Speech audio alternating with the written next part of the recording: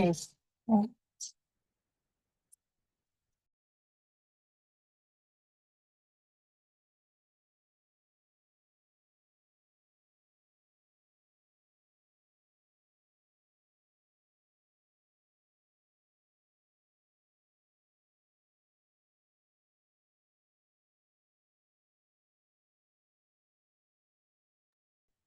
तर तुम्हाला होस्ट केलंय?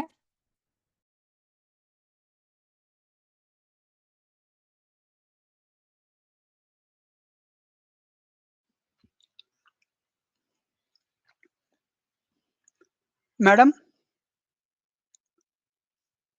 हॅलो. हां सर, तुम्हाला होस्ट केलंय. Okay, okay. गुड. चलो.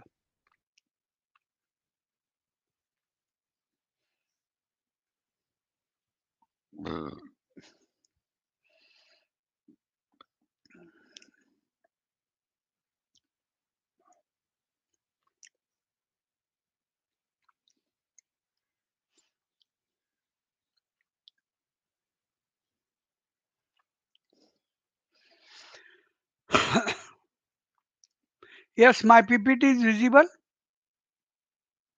Hello. Sir, not visible, sir. Oh, sorry. Yes, yes. Correct. Correct, correct. Sorry.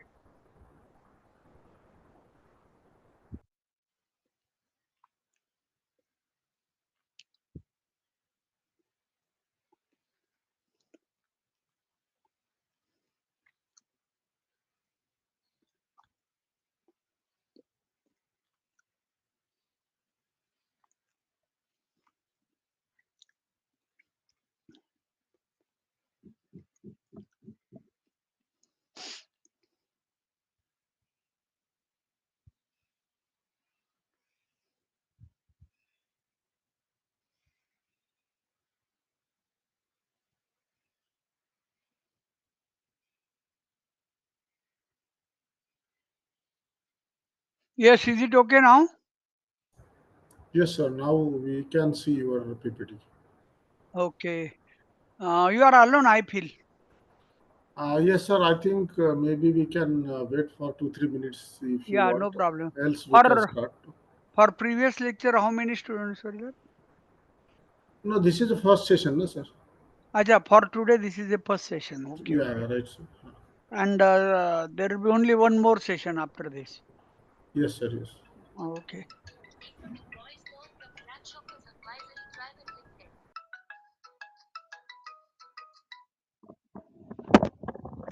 Hello. हा अरे सॉरी हा मी जरा कामात अडकलोय. आता एक ऑनलाईन लेक्चरला पण बसलोय. अरे यार मी विसरलो. आपण बोलूया 5:30 नंतर. सॉरी हा तुम्हाला जरा मी अडचणीत टाकलं. ठीक आहे. Okay. Okay.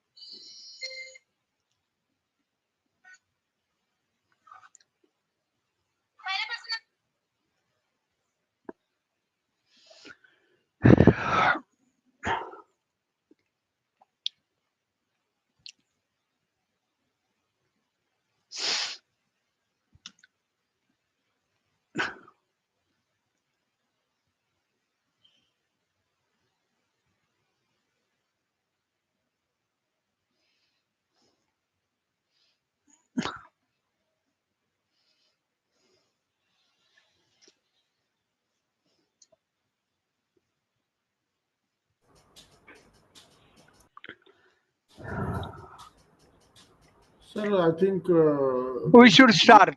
yes, sir. Meanwhile, they will join, sir. Let it be. We don't. I have even Yes, put message on WhatsApp and so, but let us see. yes, sir. Yes. Uh, Today is Ganpati Visarjan, na? yeah, Maybe. lot of Uh, festivals and all keep yes, sir. coming, but Yes, right. okay, let it be. You stay Yes. here. In Chinchod, sir. Okay, no problem. Chalo. So we'll Yes, start. sir. Today we will talk about the insulation and refractories topic. Basically, insulation is very much required in all heat transfer processes because as a whole, as a result of heat transfer, whatever is the output, that output needs to be preserved and procured for a length of time. That is, if you have heated some water, say by coal and all that, and till the point at which it has to be used, there should be no pressure loss, temperature loss, and everything. So, to procure all thermal parameters in their original condition, insulation is very, very must. That is the reason insulation topic plays lot of importance. Now, the best example here I can quote you for the process industries is that there are many cases when, particularly in the steam line or even HVAC pipeline and all, we find that the walls get failed and all that, and when the walls are to be replaced, or when some pipe joints or some joints like coupling and all that whatever are to be replaced, in that case uh, the surrounding insulation is removed, and when that insulation is removed, then next insulation is done after a very very long time. This is a very practical experience of industry, and that replacement of insulation uh, period, it may be say 1 month or 15 days whatever, it causes very very huge loss, and that huge loss is measured with the help of the can be measured with the help of this topic if we learn this topic in all details. So this is the real beauty of this topic in practical, rather wherever you are, you can implement this knowledge in correct sense. So we'll go one by one.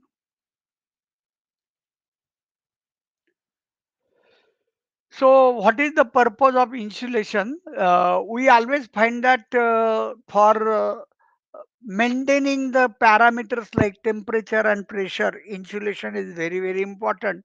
That we already have discussed. And for this, obviously, the primary fuel requirement obviously is controlled. That is, if you lost the heat, obviously you will have to supply very that much proportionate amount of fuel, and so ultimately insulation loss results into loss of fuel at uh, for given scenario or for given project. So ultimately, if you insulate properly and it is maintained in that condition, then it reduces overall power consumption. Like this, there are many other important points. This is the basic point. Other points are it offers better process control by maintaining the process temperature. Okay. So insulation offers the better process control and it maintains the required process temperature. Obviously, if the insulation in say 10-meter length out of 100-meter is not there, it is difficult to maintain the process temperature, and at the source end, you have to supply additional fuel. And even then, you may find that there is some lacuna in getting the process temperature and process require parameters. Ultimately, insulation results into prevention of corrosion by keeping the exposed surface of hot or cold system above dew point. Okay, let it be a hot surface like boiler. In that case, the pure MS pipe or preferably MS pipe only, or in some cases whatever. But I think MS and in some cases SS also.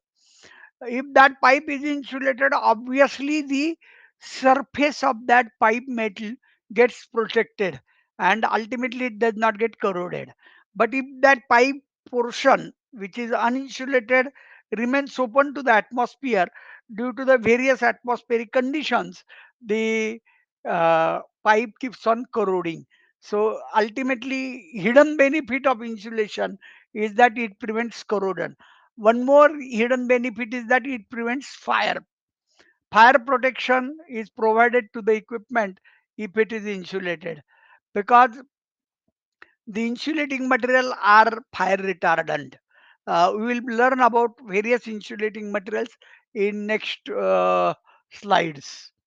Then it absorbs vibration.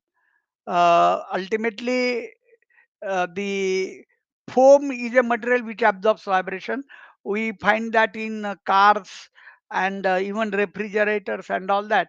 Foam is used on a large scale, and it takes care of the rather vibration, and it takes care of the uh,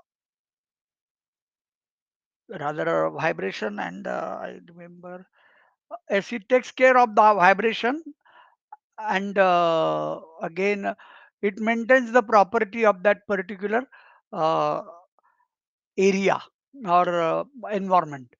So ultimately it works as an insulating material and simultaneously it absorbs vibration. Now we talk of types and application of insulation. So actually types means temperature range, because insulation is purposely done for maintaining the temperature and pressure. So ultimately for low pressure and low temperature application, medium temperature application, high temperature application. These are the three major types of insulation. And for this, the range of temperature is recommended from negative temperature up to plus 90 degrees centigrade. It is low temperature insulation. Then from 90 degree to 325 degrees centigrade is medium temperature insulation, and 325 degree and above is high temperature insulation.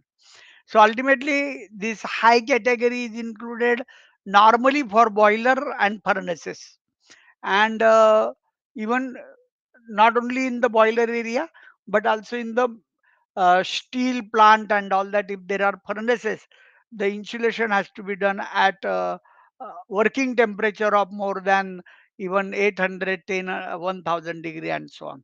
So that is a high temperature insulation. This 325 degrees centigrade is a very, very specific thing which we can remember, we should remember, is that it is particularly for thermic fluid heater. Suresh ji, hello, Mr. Suresh,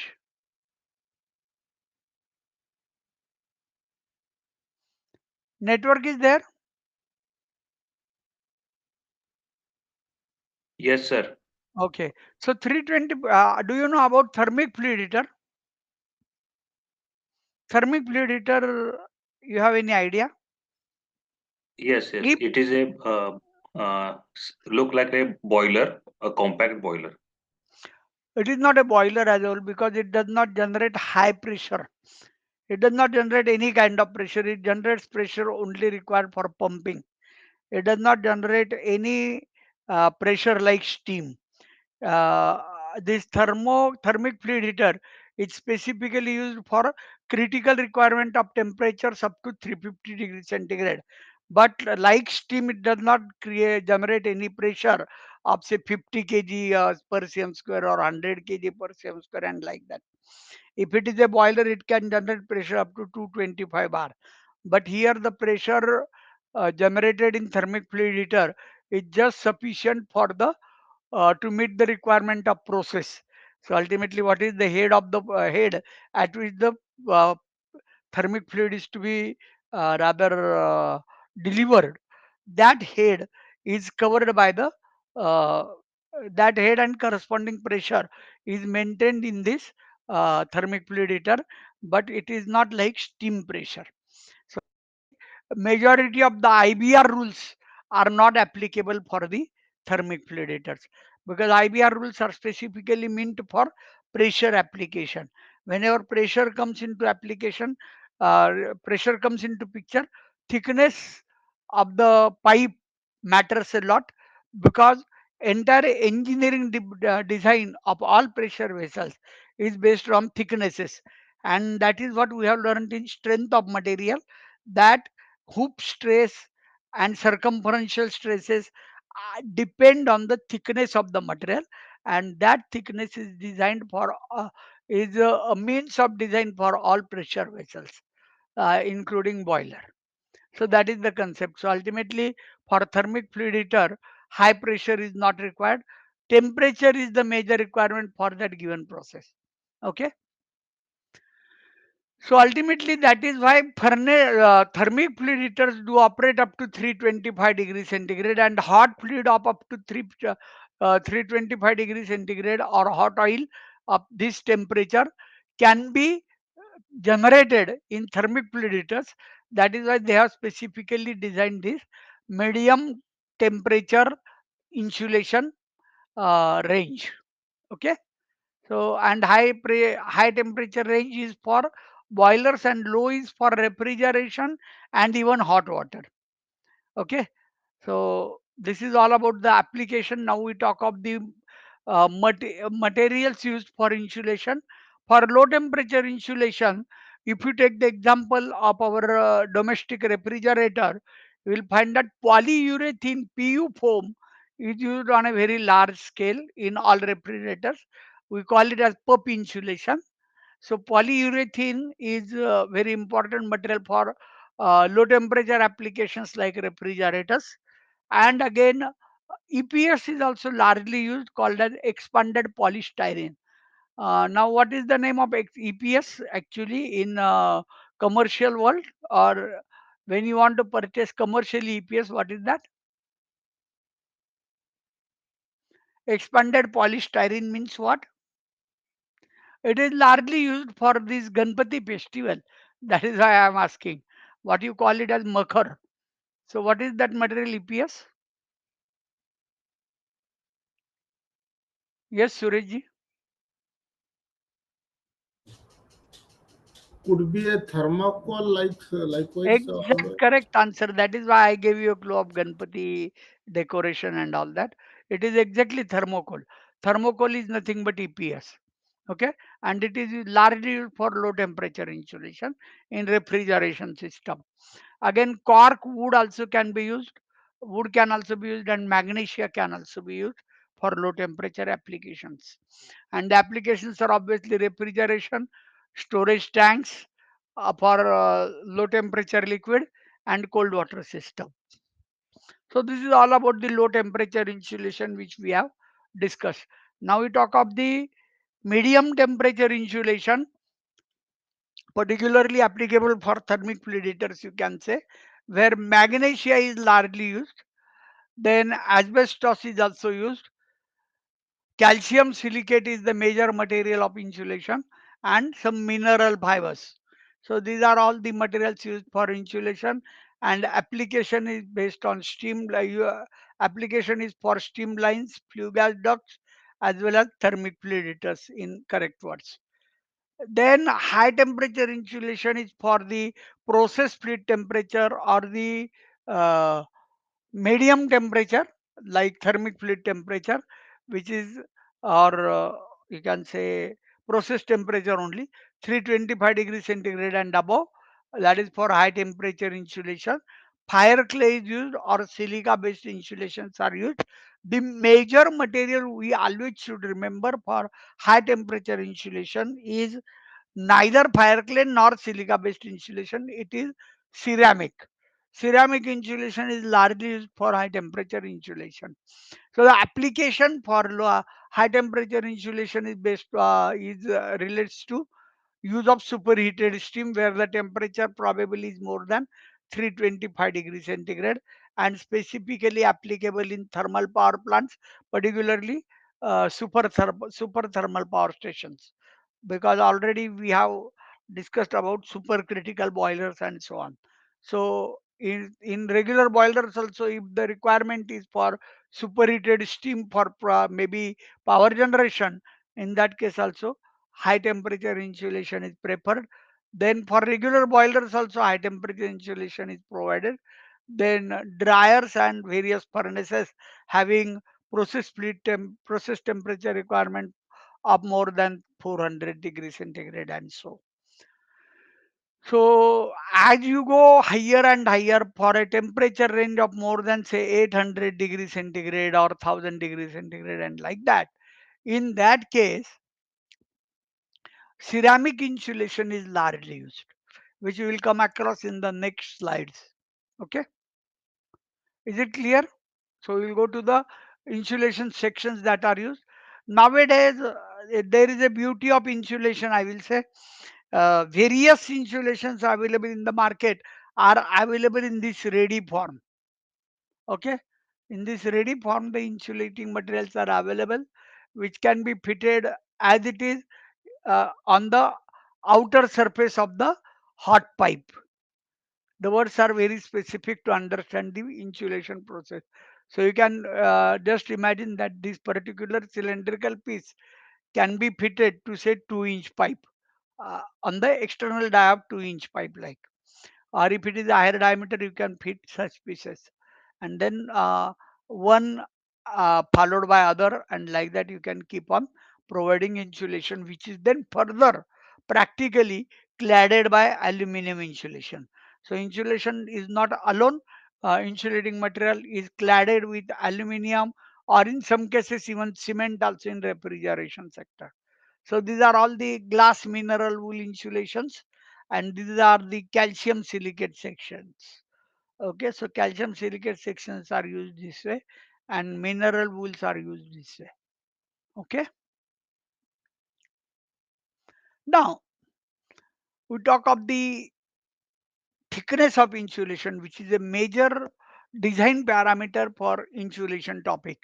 The determination of economic thickness of insulation requires attention to the following factors.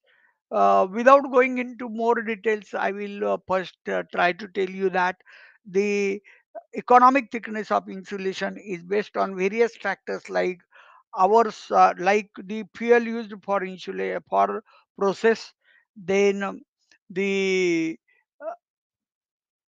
fuel and its properties, then various other things like work operating hours, operating practices, that is, if the plant operates for all 24 hours, or if plant operates in a batch type manner like.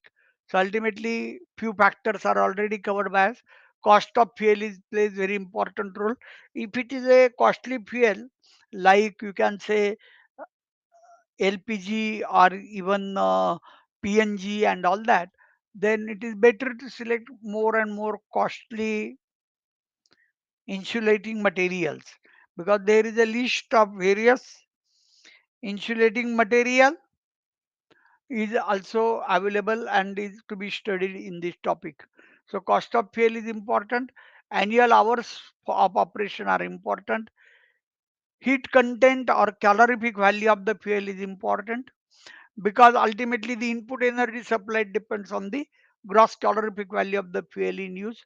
Efficiency of the boiler plays very important role, because if the efficiency is low, ultimately fuel requirement is very huge, and ultimately if the fuel requirement increases, this insulation, better insulating material will definitely save your more and more fuel. Operating surface temperature is very important criteria for which the insulation is normally designed. Then pipe diameter and thickness of the surface, or thickness of the pipe. Then estimated cost of the insulation, and ultimately payback period and so on. And average exposure of the pipe material to the ambient steel air temperature. So these are all the important parameters for deciding the economical thickness of insulation, which you can definitely remember, I think, because you can very well remember that the insulation can is done to protect the uh, temperature, or to preserve the temperature of the process. So ultimately for that fuel is required. So cost of fuel is important, hours of operation is important, and so on. Okay. So annual hours of operation is important. Then calorific value of the incoming fuel, efficiency, surface temperature, and all these parameters. You at least should be able to remember 4 5 parameters. Okay, for economic thickness of insulation. And these are, I think, quite easy. For this, you can refer to this graph. Here on the y-axis it is annual cost, and in on the x-axis it is the uh, cost of or type of fuel or operating hours, like I have to check. Then accordingly the cost, combined cost for this, for combined cost, this is the graph. Then fuel cost due to the losses, particularly I think these are the losses mentioned over here due to the insulation. And that is, mind well that if I provide insulation of say 3 inch or 2 inch to a given pipe, it does not mean that the uh, temperature at the outer surface of the insulation or cladding will directly be atmospheric. The temperature will be slightly higher than the atmospheric conditions. So ultimately you have to find out a golden mean of the for the thickness of insulation, depending on the surface temperature, existing surface temperature, and surface temperature after you insulate the pipe. If the surface temperature of insulated pipe or insulated system is approaching to atmospheric conditions, then ultimately that insulating material is preferred. But the temperature is normally not exactly equal to the atmospheric temperature. Okay. If you go for say 1 inch thickness, you will find that the uh, operating surface temperature, if it is say 150 degree centigrade, for 1 inch thickness, it will drop up to say 70 degree. Just I am trying to give you example. For 2 inch thickness, it will drop up to say 48 or 50 degree. For 2.5 inch thickness and up to 3 inch thickness, it will be around 42 or 40 degree.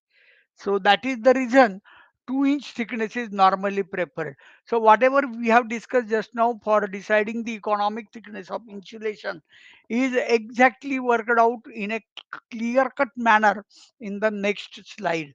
So this was my groundwork preparation for this particular next slide. Now you can look to this slide in all details. Insulation thickness is 1 inch, 2 inch and 3 inch. A separate chart is made for the pipe length in meters, say 50 in all cases. Base pipe diameter is 160 mm considered. So ultimately, this is outer diameter. So inner diameter is obviously 6 inch or 150 mm or 152 mm like that. Okay. So ultimately, this pipe thickness is around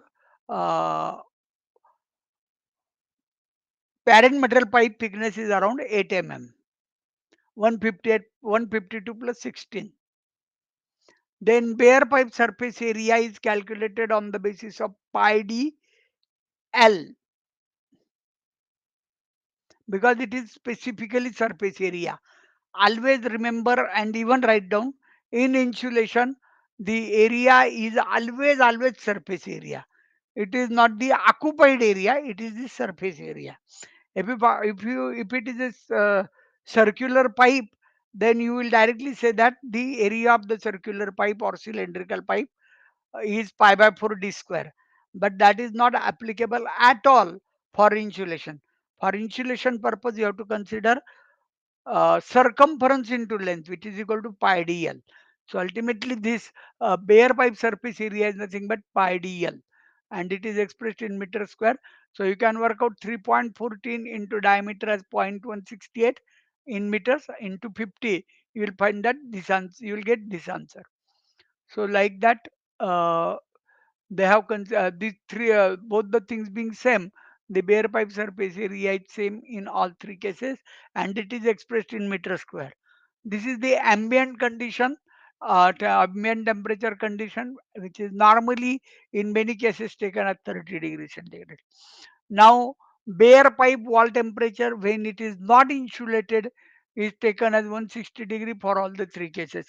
Purposely, all the parameters in the initial phase before insulation are taken as same, so that you will understand the importance of designing the thickness ranging from 1 inch to 3 inch. Okay. So desired wall temperature with insulation is TC, uh, wall temperature after insulation. So this is the condition before insulation and this is the condition after insulation. Just now I tried to mention you that if 1 inch thickness results into say 62 degrees centigrade for all the above conditions. 2-inch pipe results into this much temperature for all these above conditions, and for 3-inch thickness you get 43 degrees centigrade.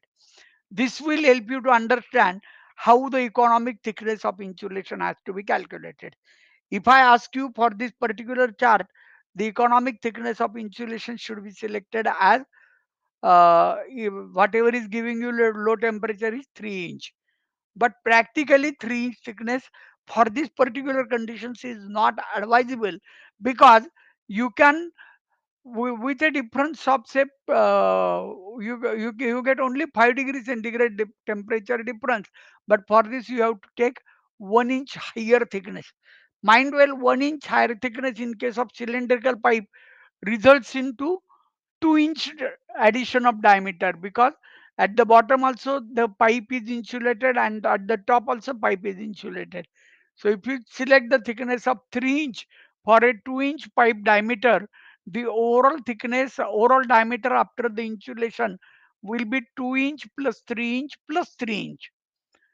If you have any concern about the additional 3 inch which I am talking of, please ask.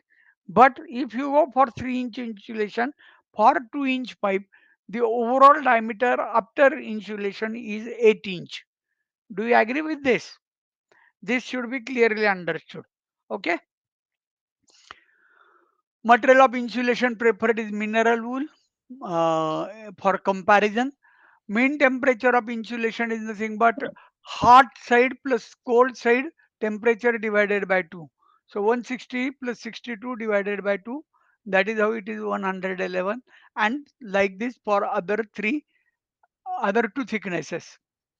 So you will find that this particular parameter, desired wall temperature with insulation, is very important for this entire comparison.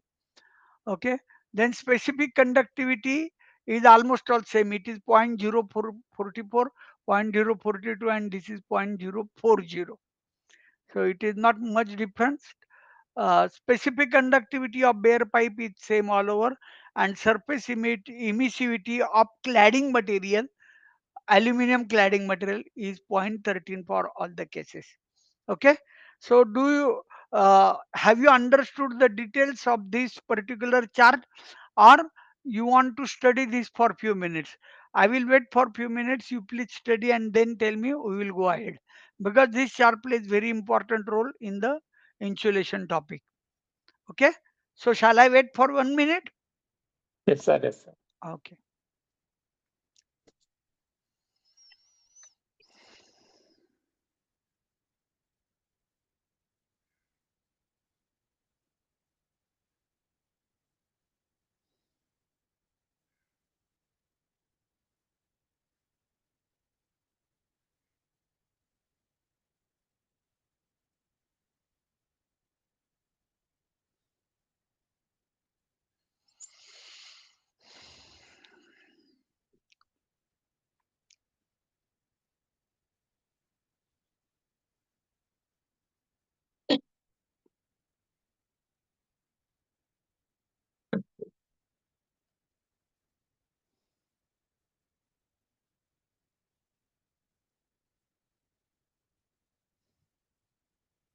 This surface heat transfer coefficient, how it is, sir? 0.85 plus 0.005 or something.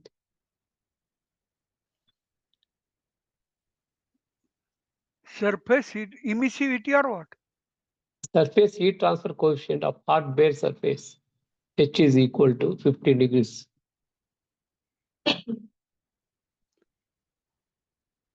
In this slide only. In this slide only, sir. Surface Actually, emissivity last. last, sorry. The insulation cladding. Okay, okay. Next one. It is for the cladding, aluminum cladding. Okay, understood, sir. Understood. Okay. Sir. So we can go ahead. Continue, sir. We'll continue. Calculations. Okay. So this slide particularly is very important. So I decided that you study it peacefully. Okay. Yeah. This will Yes, give sir. you a clear idea about insulation. Next. Now all these things are really explained in this slide. Study of the previous slide shows that for 6-inch ID pipe with outer diameter 168 mm, you can see that 6-inch pipe is 150 or 152 mm ID. You can work out 25.4 into 6. So you'll get 152.4 like that. So it is 152 mm ID pipe and outer die is 168 mm. And the length of insulation is 50 meter, for which it is not insulated. Thickness insulation, you have to rather surface temperature, which is mentioned as 160 degree in the slide itself. 160 like this. This is again mentioned over here. With mineral wool as cladding insulating material at ambient temperature of 30 degrees centigrade has got following effects. If you go for 25 mm thickness, it results into surface temperature drop. Surface word is very important, which is measured by infrared thermometer, infrared thermogun. You call it as gun more conventionally, or IR temperature indicator, infrared temperature gun. So the 25 mm thickness results into a temperature of 62 degrees centigrade at the surface. 50 mm thickness insulation results into a temperature of 48 degree, and 75 mm thickness results into 43 degrees centigrade. So for the sake of 5 degrees centigrade temperature drop, no one prefers to add the diameter of the pipe by 2 inch. Here the difference is 1 inch, but your insulation is at the top as well as bottom. So ultimately your pipe will become very huge. if you go for 75 thickness. Say if your, for example, if your pipe is having ID 50 or 2 inch, and if you go for 3 inch or 75 thickness, the total diameter after insulation will be 50 plus 75 plus 75, which will be equal to rather 200 or 200 or 8 inch. So that is the practical aspect. That is why 75 thickness is preferred on a very uh, low scale, or in a very least way, because for the sake of increasing 2-inch diameter, it is not affordable to get only drop of 5 degrees centigrade for the conditions mentioned in our slide. Okay. So now again they have tried to explain us the concept of surface area, which is obviously equal to pi dl. Outer diameter is considered, so that mm is converted into meter. So pi dl gives you 26.38 square meter for all the three cases, because your I think I have to check something is wrong. Pipe diameter is 6 inches, so there is some mistake from my end. It should be 150 or pi into, oh correct, right, I'm sorry, I'm correct. This diameter is 168 outer diameter, that is also only considered in the surface area calculation. So this is pi, this is diameter 168 divided by 1000 to convert it into meters into 50 meter length. This results into surface area of the pipe 26.38 square meter. So ultimately you get your concept clear key why how this 26.38 is calculated.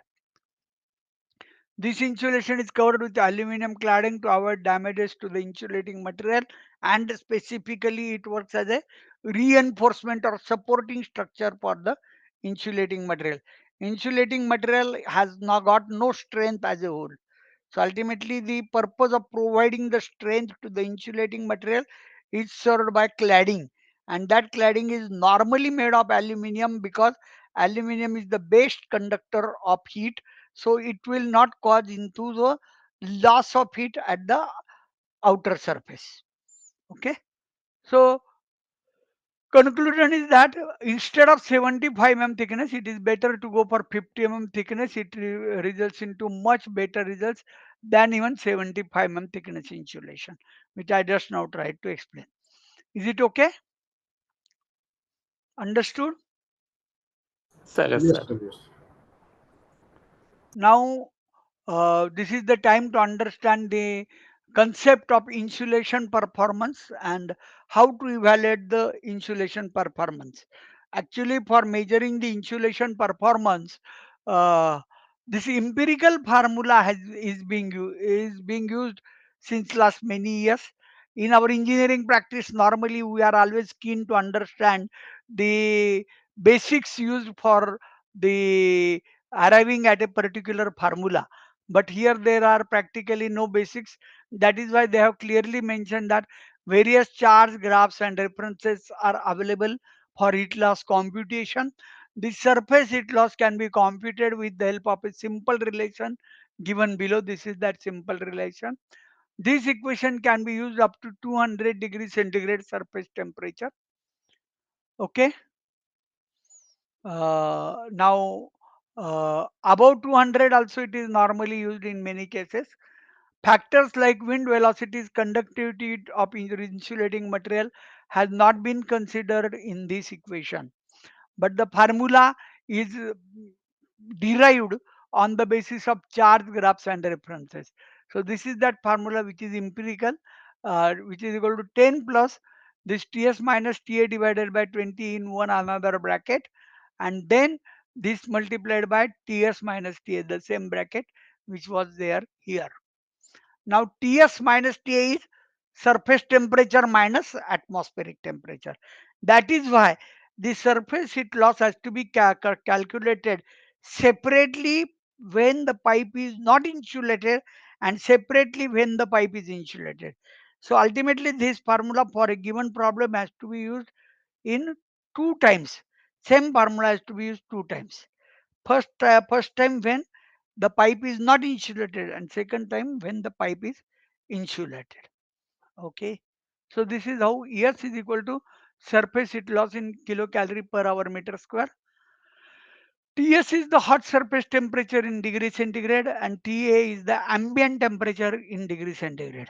So total heat loss per hour is equal to S into A. So S is surface heat loss, and that is measured in kilocalorie per hour meter square. So this being meter square in the formula itself or in the unit itself, you have to multiply A by A to convert it into kilocalorie per hour. So ultimately the entire saving after the insulation is worked out by the formula total heat loss is equal to S1A1 minus S2A2, where S1A1 is the condition before the pipe was not insulated, and S2A2 is the condition when the pipe was insulated by the using the given thickness in the problem. So you should have 3 steps clear, about at least 5 steps clear before we go to the next slide. We should have 5 steps clear in calculating the heat loss in case of insulations. First step is you have to calculate S1, that is surface heat loss before insulation, using this particular formula. Then this heat loss will be in case kilocalorie per hour meter square. So you have to multiply by area or surface area in correct words. You have to multiply by surface area before insulation. That is step 2. So you have to find out S1 and A1. S1 in first step, A1 in second step. Similarly, in third step, you have to find out S2, that is surface heat loss after the pipe is insulated, and A2 is surface area after the pipe is insulated. So you have S1 in first step, A1 in second step, S2 in third step, and A2 in fourth step, and fifth step is the saving in heat loss, which is equal to S1A1 minus S2A2, and the effective unit of that formula is kilocalorie per hour. So ultimately effective saving you get in kilocalorie per hour by at each step you when you multiply with area. So ultimately you get the S1A1 minus S2A2 equal to kilocalorie per hour in the step 5. And after this step 5, you know the calorific value of the fuel and operating hours of the system. Based on that, you can find out the saving achieved in of fuel, and based on the saving fuel achieved, and based on the cost of the fuel mentioned in the problem, you can find out the annual heat loss. For that purpose, you should be provided with the annual operating hours. So this is what is the way in which insulation performance is calculated. Are you getting my point clear? You know all the five steps now. A is the surface area in meter square. Based on this, you have to calculate S1A1 minus S2A2, and the quantification of heat loss can be worked out as the effective saving of enthalpy into yearly hours of operation divided by gross calorific value into boiler efficiency, because you will need additional fuel for the efficiency purpose. Till this point of time, we are considering that the equipment we are using is 100% efficient. So ultimately additional heat will have to be provided to compensate for the efficiency, and that is considered here. Annual heat loss in monetary terms is equal to H of into fuel cost. So if you get once the tons of fuel saved, then or kg of fuel saved, then you can multiply this H2 by the fuel cost, and that will give you annual saving. And here GCV is gross calorific value, and efficiency B is efficiency of the boiler being used. So this is how the insulation performance has to be evaluated. So I have explained all the conditions, and based on that I have rather tried to cover this problem as a case study, and I hope you can solve this problem with the help of the steps which I now just have mentioned. Can you make an effort to solve this problem? I will provide you all the help, but will you solve this problem? Or should I explain it first? What do you think? See, I had explained how to find out S1, how to find out A1, how to find out S2, A2, and then saving is equal to S1, A1 minus S2, A2. So will you make an attempt? I will provide you all necessary help. Yes, please let me know. Sir, I think first example, if you can explain, that is Okay, better. no problem, no problem, no Yeah. issue. So as I explained, we have to find out S1, A1, S2, A2 and heat loss before insulation, insulating material is provided is S1, A1, and heat loss after insulation is provided is S2, A2, and the effective saving is S1, A1 minus S2, A2. So this is the way we are going to solve this problem. S1 is the surface heat loss before you insulate the pipe, and that is equal to 2000 kilocalorie per hour square meter.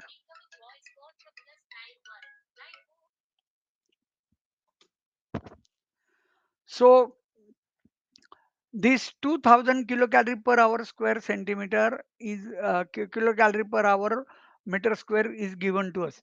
Heat loss from the pipe with existing 25 mm insulation thickness is given to us. Just a minute, people are disturbing. Just a minute.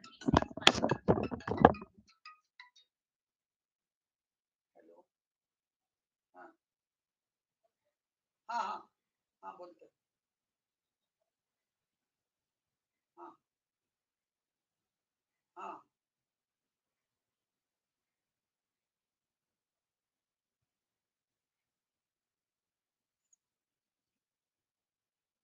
Just एक minute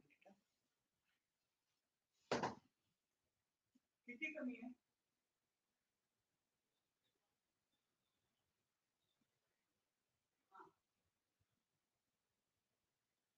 बरोबर bank charges जे असतील ते मी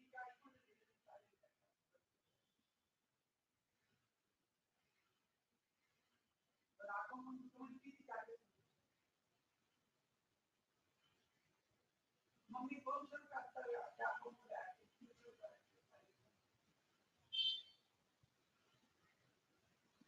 आणि मग मी तेच म्हणतो 400-500 रुपये add करतो मला लगेच बरं लगेच अहो मी 5 वाजता निघतो मला 5 वाजता चालेल हो 5 वाजता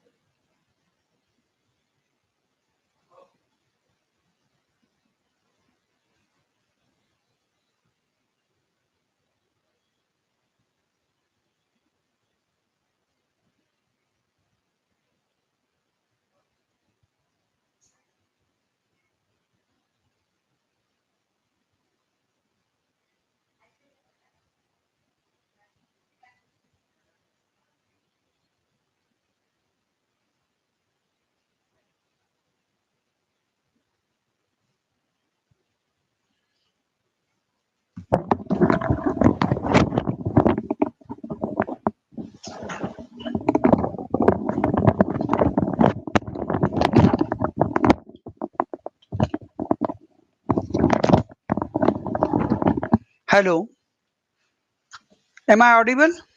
Sorry. Okay, we shall continue. Is it okay or something is lost? Yeah, it is okay, sir. sir. Okay, It sir. is okay. So this 2000 kilocalorie per meter, hour meter square is ready-made given to us. So here we are fortunate enough that we need not use this formula. Okay. This answer 2000 is the answer for this particular formula. So our half the work is done by here, done by them itself. Okay. So we need not consider all these diameter, length, and all these calculations because they have directly given us 2000. So S1 is already provided. Now how will we find out A1? S1 is provided. A1 is area of the pipe before it is insulated. So this area is entirely uninsulated, this particular thing. So please tell me pi dl.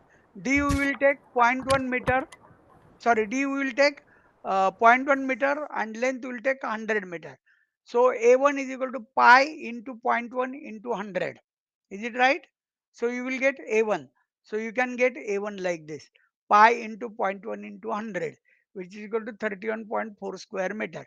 So this is how S1 A1 can be calculated. Now S2 is also given to us 400, but we need to find out A2. For A2, I will not give you any guideline. I will ask you what should be A2 when the pipe is insulated. Now it is pi dl. The length of the pipe will never change. It will remain 100 meter, which is to be insulated, and diameter will definitely change because you are providing insulation. Now you are providing the insulation thickness of 25 mm. So what will be the pipe diameter after providing the insulation in this case? See, 100 mm diameter pipe is provided with 25 mm thickness insulation. So what is the pipe diameter up when it is provided with insulation? The diameter will obviously change. So it will be 100 plus 25, or it will be higher than that, or it will be 100 plus 25 is correct, or the answer is wrong. Please tell me. So Diameter of diameter will be 100 plus twice into thickness now, because we are talking about the thickness. exactly, this is what I was waiting for. Right, right. So ultimately it will become 150 mm. Is it right? Right, sir, 150, na? correct. Yes, sir, correct. Yeah. 150. Okay. So that is why it is taken as 0.15. Okay. So pi into 0.15 into 100 is 47.1 square meter. So reduction in heat loss. Now we know S1 A1, we know S2 A2. So 4 steps are already done by us. So reduction in heat loss or saving achieved is S1 A1 minus S2 A2. So all these answers we have to consider and then uh, do this step complete. So 2000 into 31.4 minus 400 into 47.1. This will give you answer equal to 44,560 kilocalorie per hour. Now again here our second question starts, that 44,560 kilocalorie is being saved per hour, and you are using the coal which is having the calorific value of 4,000 kilocalorie per kg, and you are saving around 47, sorry, we are saving around 44,000 kilocalorie. So how much coal we are saving in a given hour? 1 hour. See, 44,000 kilocalorie is getting saved, and the GCV of coal being used by you is 4,000 kilocalorie, isn't it? Is it right? So ultimately, how many kg of coal is saved in 1 hour? That is 44,000 divided by 4,000, no, sir? Exactly That's correct. This is what I want. Yes. So it is approximately 11 kg, you can say. Okay. 44 by 4, 11.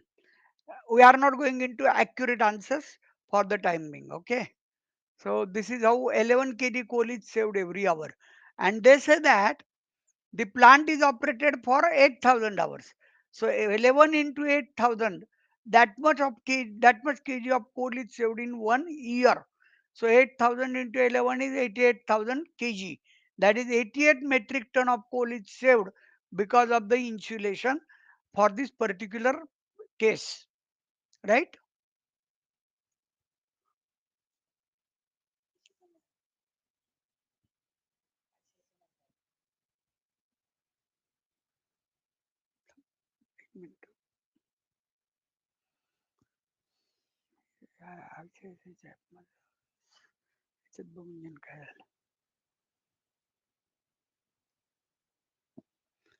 So 44,500 into 8,000 is this much kilocalorie, and the effective annual heat loss saved is because of 75% efficiency.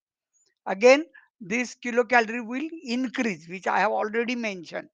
So 47 lakh kilocalorie of annual heat loss is saved, which is divided by say 47 lakh or something. It is don't charge. It is 47 crore 53 lakh 6,666 kilocalorie of annual heat loss is saved, which is divided by 4,000 will give you 118,826 kg, which is 118 tons. Initially, I told you that 88 tons will be saved. 8,000 into 11 is 88,000 kg. So 88 tons. But because of this efficiency issue, 88 divided by 0.75 is this answer. So 118 tons of coal is saved. Now we are given the cost of coal per ton as rupees 2,000, which is as on date very impractical. Okay. So ultimately, so ultimately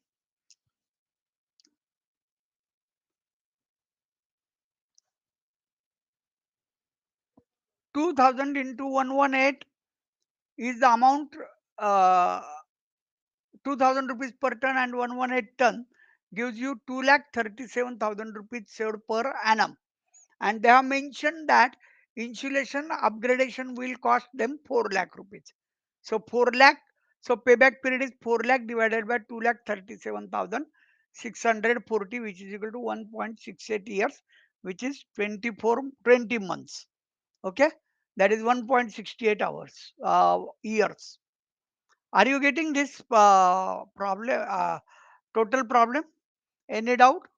Is it clear?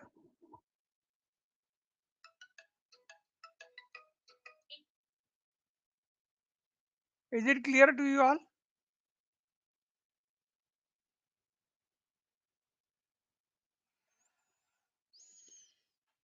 Yes, please. If you want, you can again study this slide. Please suggest. Okay. Hello. I will give you 2 minutes. Please study this slide. Okay. Yes, sir. Yes, yes.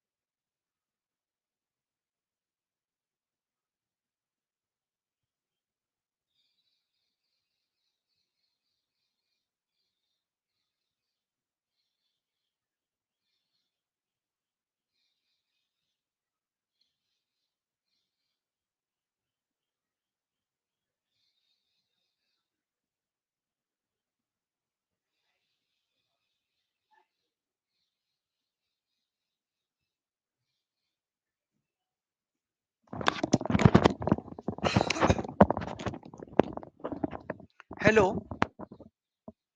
Yes. Is it okay? Any doubt? Yeah. Yeah. Okay, sir.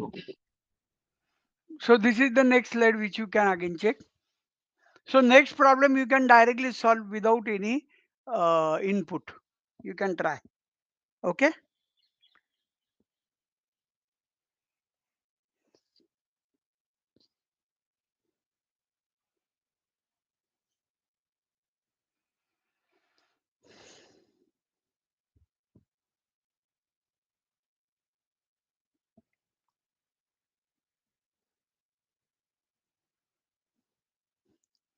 Please tell me so that we go for case study 2.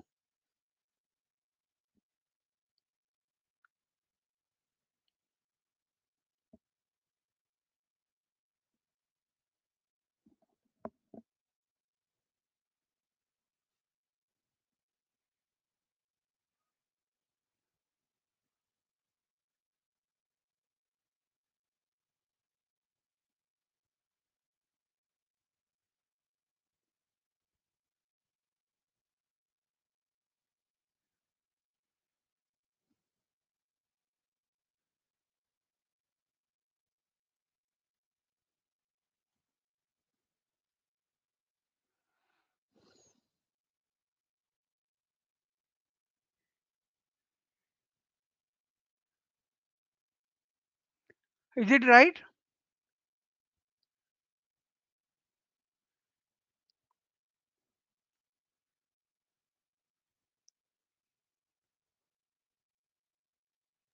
Any doubt? Please ask. Yes, no, no doubt, no doubt, sir. Okay, we can go ahead.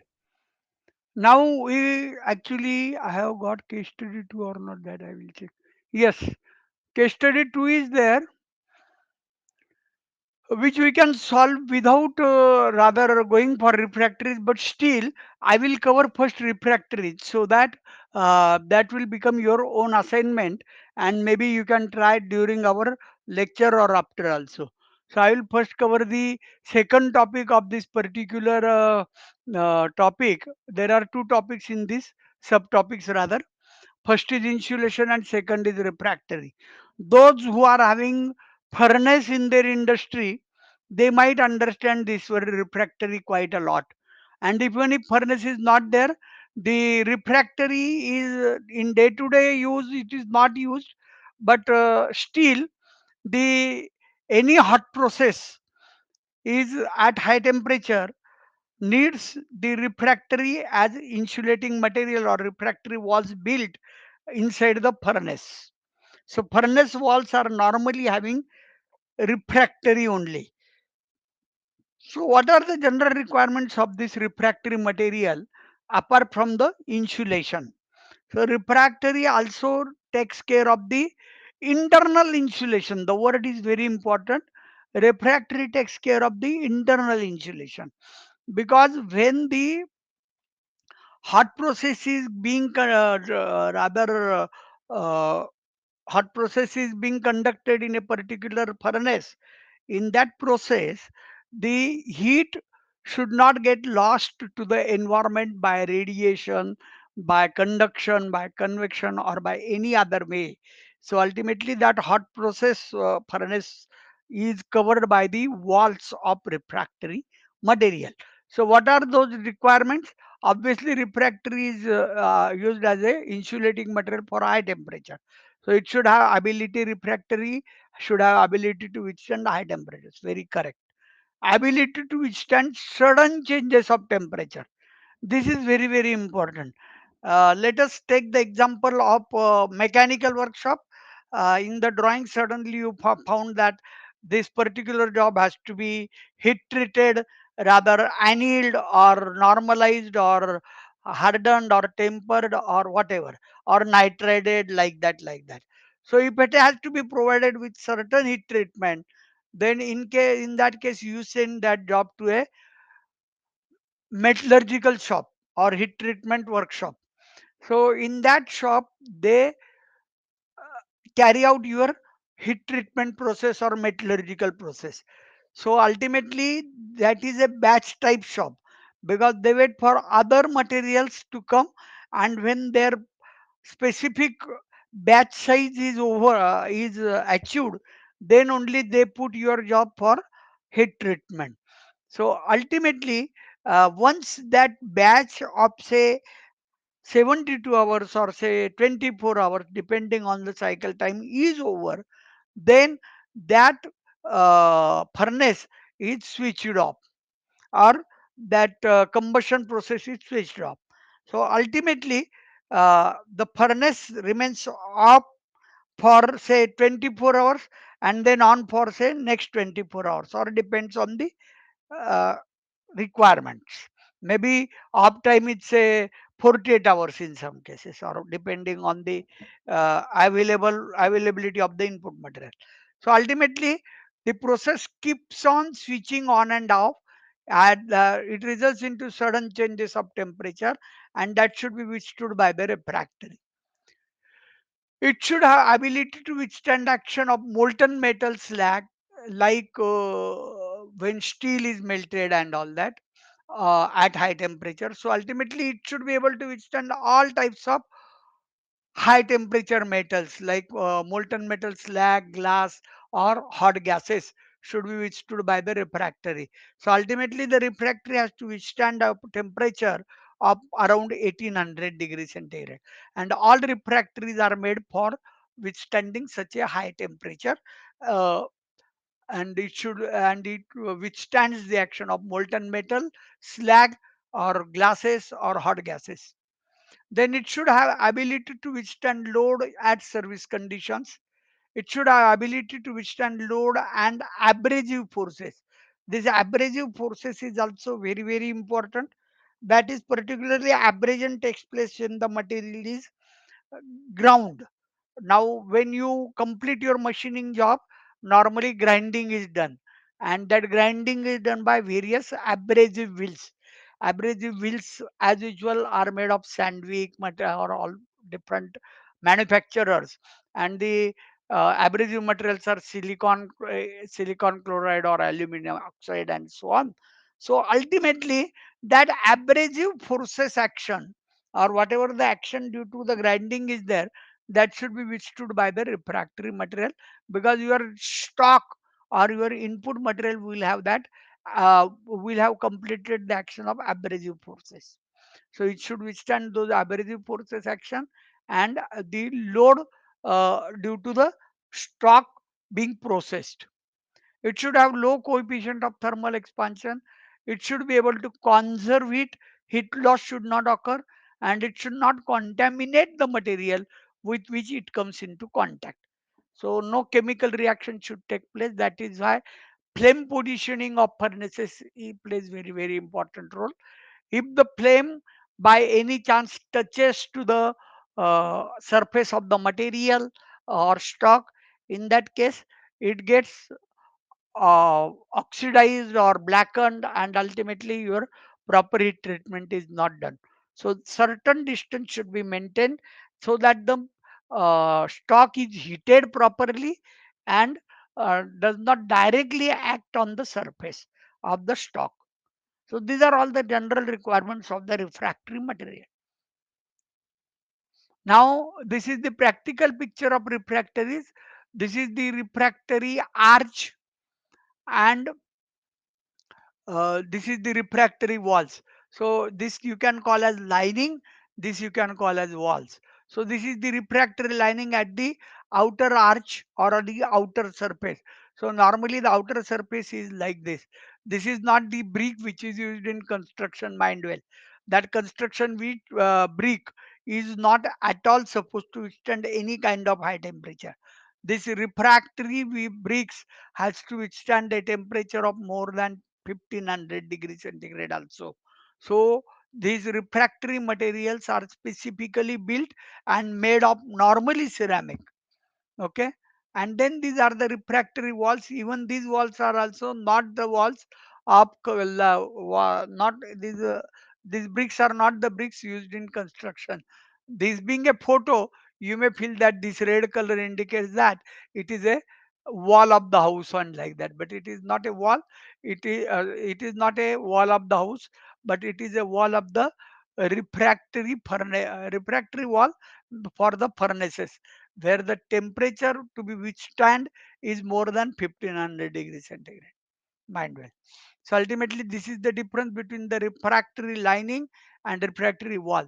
Wall is inside the furnace and lining is outside the furnace. So this is the most practical picture of the refractory materials. These are the bricks which are used in the for refractory materials, and the basic material used in refractories is normally ceramic. Okay. Now properties of refractory are similar to the expected requirements. So ultimately size and shape, we design feature, it is a design feature for the stability of the furnace structure. Okay. So size and shape depends on the uh, space available and all that. It is rather tailor made. Then bulk density explains the material present in the given volume. Okay. Then porosity is the measure of volume of the open pores inside the refractory. So porosity should be minimum. Okay. Depending on the different insulating materials, they may have different porosity, and the selection is has to be done properly. Then cold crushing strength should be there. Adequacy of firing and abrasion resistance has to be there, and it should have pyrometric cone equivalent, PCE. PCE is a slightly difficult term to understand, but in correct word you should remember, you can remember that it should not deform with its own weight. That is what is called as PCE, pyrometric cone equivalent. So deformation should not happen with the own weight. Okay, that is called as PCE, pyrometric cone equivalent. Okay. So PCE, you should remember the refractory material should not undergo any deformation with the own weight. It is something like PCE is applicable to a man who is having very huge high weight and he is not able to balance his own weight. So same thing is applicable for this pyrometric cone equivalent. So ultimately the refractory material should be such that it should be pyrometric, it should be able to balance itself, and that is called as pyrometric cone equivalent, PCE. Okay. So these are the main important properties that refractory should have. You should remember these typical words: bulk density, porosity, PCE, cold crushing strength, like that. Okay. Now what is PCE is again explained over here, which I just now tried to explain. Temperature at which a refractory will deform. This deformation specifically occurs because of the temperature. Now, if anything is exposed to high temperature, particularly mild steel and all that, will obviously deform. So ultimately, this refractory material should not deform at high temperatures. Will deform under its own weight is known as softening temperature. So the softening temperature for the refractory should be very high, which is indicated by the PCE. So when the material gets bent, obviously it becomes soft as per mechanical engineering. So ultimately it should not become too soft to get bent at high temperatures of the as per the design. So that is what is PC, pyrometric cone equivalent. Refractories, due to their chemical complexity, keep on melting progressively over a range of temperature. Hence, refractoriness or fusion point is ideally assessed by the cone fusion method. The equivalent standard cone, which melts to the same extent as the test cone, is known as the pyrometric cone equivalent. For this, a test cone, which is shown here in A, and it should melt to the same extent as per the test cone A. That is why the equivalent or standard pyrometric cone is called as A, and other subsequent cones B and C should be having strength like cone A. That is why these B and C should not are not useful for the application of refractory. Okay, this cone is okay because this does not get bent like B and C. Okay, because of high temperature. That is the importance of PCE.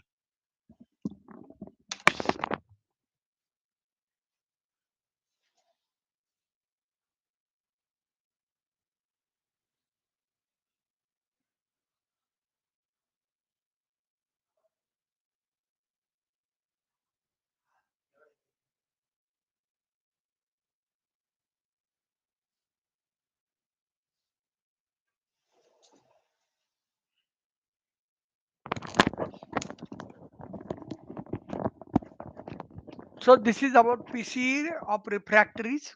Now we go to the ceramic fiber. Already I told you that for high temperature insulation, ceramic is the only best material used for insulation. So ceramic fiber is aluminosilicate material manufactured by blending and melting alumina and silica, which are again abrasion resistant materials, which are used in grinding wheels. Alumina and silica as at temperatures of 1800 to 2000 degrees centigrade and breaking the molten stream by blowing compressed air or dropping the melt on spinning disc to form loose or bulk ceramic fiber. The bulk ceramic fiber is converted to various products. That is, the ceramic fiber is used in different shapes and names. That is, you can form a blanket of ceramic, like since you are using the steel pots in kitchen, as per your different application you have different steel pots. So likewise in ceramic also, the bulk fiber is converted into various product as per the application. You can use it as a ceramic blanket, depending on the space available. You can use it as a ceramic strips, or in many cases veneering is also done. Veneering is like say fencing or mesh. Veneering is particularly like mesh, and anchored modules. In some cases, ceramic paper where the thickness is the issue, or vacuum formed boards and shapes, ropes, wet felt, mastic cement, etc. So ultimately, ceramic fiber can be converted into all these different materials.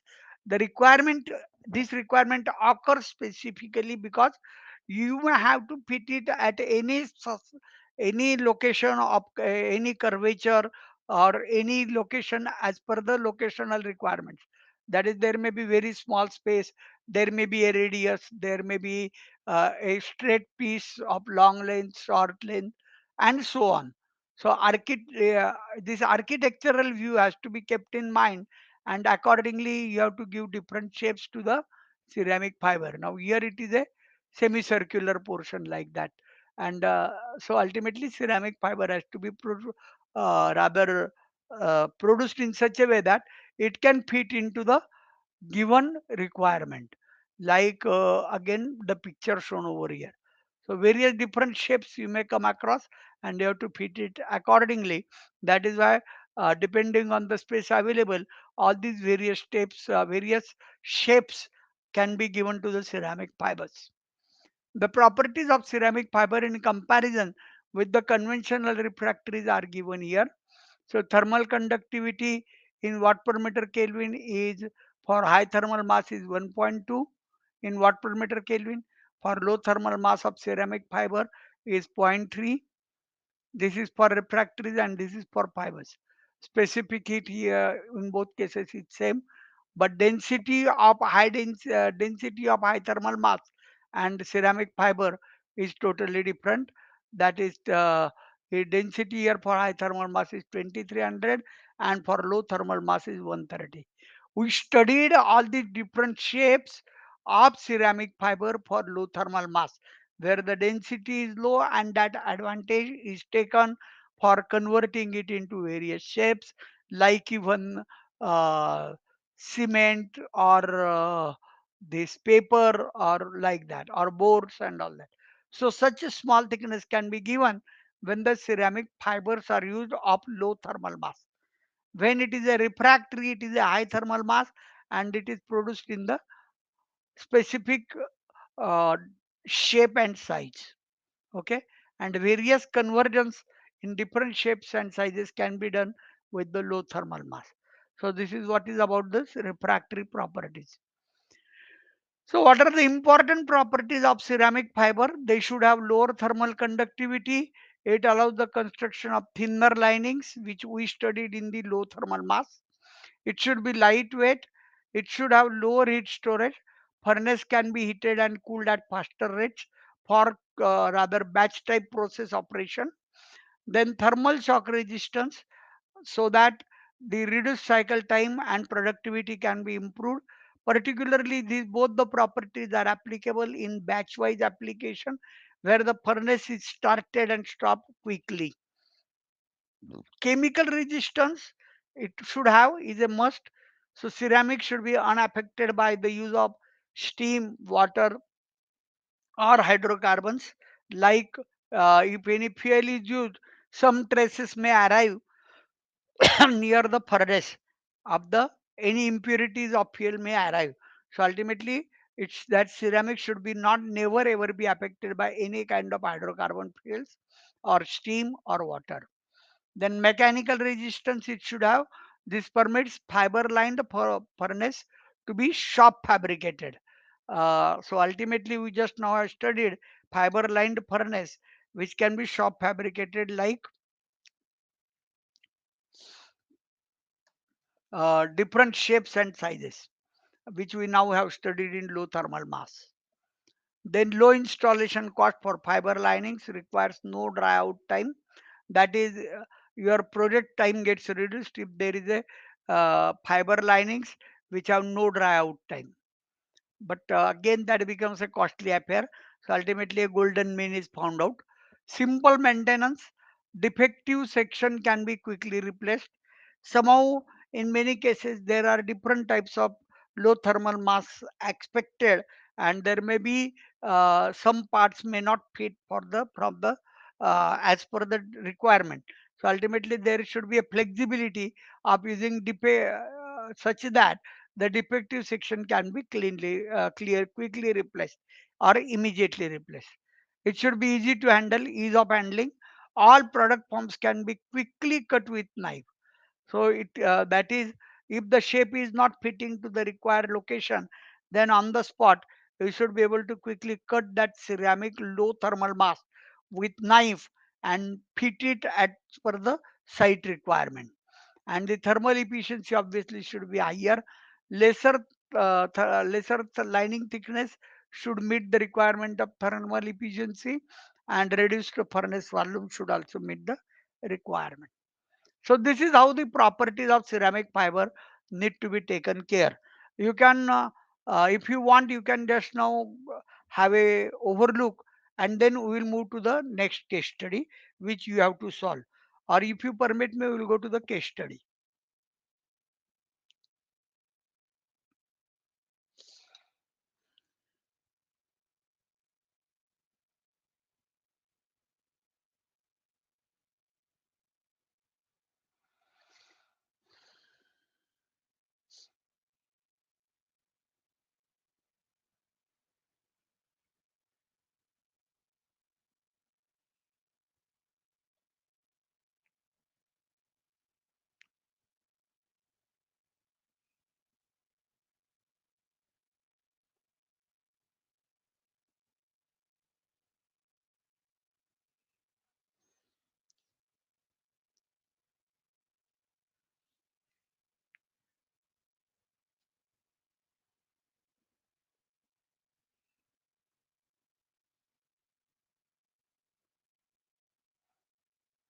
Please tell me, should we go to the next slide? Yes, sir, yes. So now, again, it is your involvement in the next slide. You study that slide very carefully so that you should be able to solve the problem on your own in next, say, half an hour, which is left with us. Okay.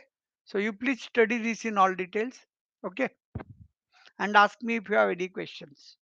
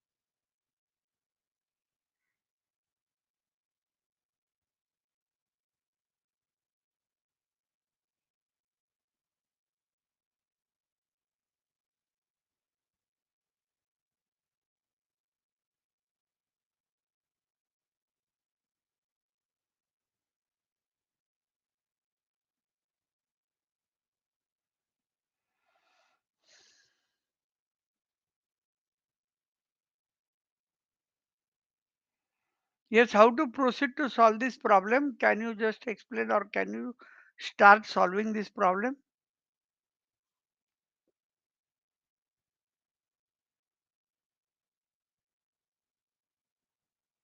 Can you find out S1?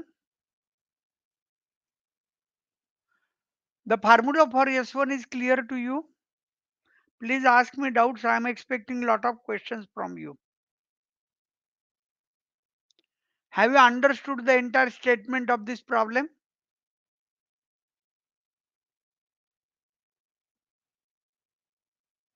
See, here with the before insulation and after insulation is not a problem. Here the surface area is S1 is to be found out with mineral wool insulation, and in S2, S1 is the heat loss with mineral wool insulation, and S2 is heat loss with calcium silicate insulation. So that is S1 and S2, and for S1 and S2 this particular formula is to be used, which we have already understood. This formula is to be used. Is it right? With this formula, can you immediately find out? I will just help you for that. What is TS? For uh, the calcium silicate as insulating material. No, mineral wool. Mineral wool is to be replaced by calcium silicate, isn't it?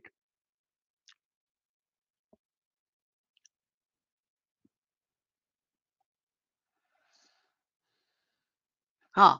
First we have mineral wool. So for mineral wool, S1 equal to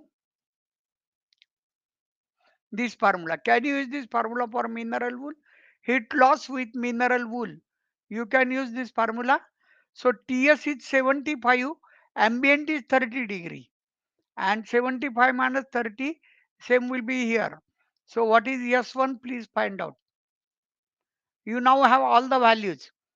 TS surface temperature is 75 when you are using mineral wool as insulating material, and TA ambient temperature is 30 degree given to us. So you can very easily find out S1. So what is S1?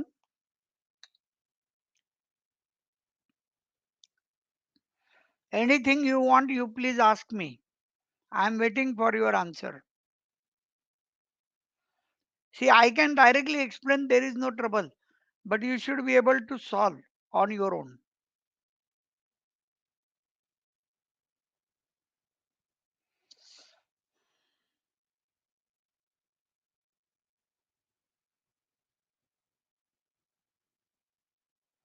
If you have any trouble in using this formula, please ask me.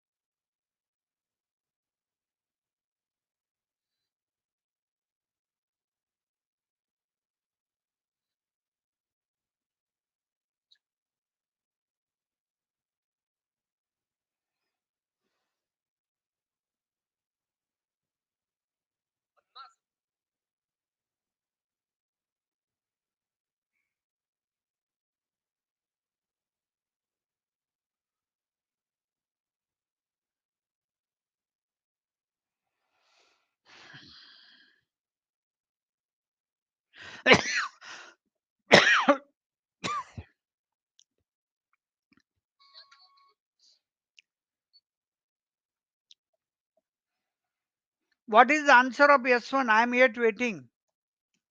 Or should I directly go to the answers? Please let me know. Please be quick. Sir, it is better you explain because I am in the car, sir. Cannot solve. Traveling. Okay. So heat loss already I told with mineral wool. First is mineral wool and second is calcium silicate. So heat loss with mineral wool is the formula which I have shown, 10 plus Ts minus Ta divided by 20 into Ts minus Ta. So already I told you 70 as Ts. Okay. I talked about 75, but it is 70. I'm sorry. So 70 minus 30 divided by 20 into 40. 40 is what? This difference again. Same bracket repeats, mind well. Okay, in next case it will be heat loss with calcium silicate insulation will be 10 plus 55 minus 30 divided by 20 into 25. So this is the in which this problem will be solved. So it is 480 kilocalorie per square meter hour. You can directly check. This is 40 divided by 20 is 2. 10 plus 2 is 12. 12 into 40 is 480. It's that simple. So now heat loss after upgradation to calcium silicate insulation. So I have taken it directly 25 because 55 minus 30 is nothing but 25. And same 25 repeated here. In exam, you have to take care that this term in the numerator should, after completion of bracket, should get repeated. So 10 plus 25 divided by 20. 20 is a constant given to us in the formula. 10 is also a constant. And this 25 is repeated. So only one numerical will be repeated, unknown numerical will be repeated, and that will depend on the difference of TS and TA. So TS initially was 70, now it is 55, and 30 TA will remain same. So this is how 480 kilocalorie per square meter hour of heat loss will drop down to 281.25 kilocalorie per hour square meter. So ultimately, what we have to do is we have to just now find out the A1 and E2. A1 is pi dl, where we have been given diameter 250 mm, that is 0.25 meter, and this is 100. Pi into 0.25 into 100. A1. Sorry, but in each case we have a thickness of insulation. So ultimately, thickness of insulation is 150 mm. So pi 0.25 into sorry 0.25 plus 0.15 plus 0.15, that is in language of mm, 250 mm thickness with 150 mm insulation at top side and 150 mm insulation at bottom side will give 250 plus 300 mm, that is 550 mm. 550 mm in meter will become 0.55. So this is how 0.55 has come, and 100 meter is the length of the pipe, which is also mentioned over in the problem. See, 100 meter long and 250 mm outer diameter. So this 0.55 is clear to you, I believe. And in next case, the insulation thickness, instead of 150 mm mentioned initially, has now dropped down to 100 mm. Okay. This is energy efficient calcium silicate solution of 100 mm thickness. So initial diameter is 250. Now it will become 250 plus 100 plus 100. So it is 450 divided by 100 is 0.45. So pi into 0.45 into 100 meter length will give you A2 equal to 141.3. Now our target is to remove the square meter from the heat loss terms, heat loss equations. So S1 A1 is equal to 480 into 172.7.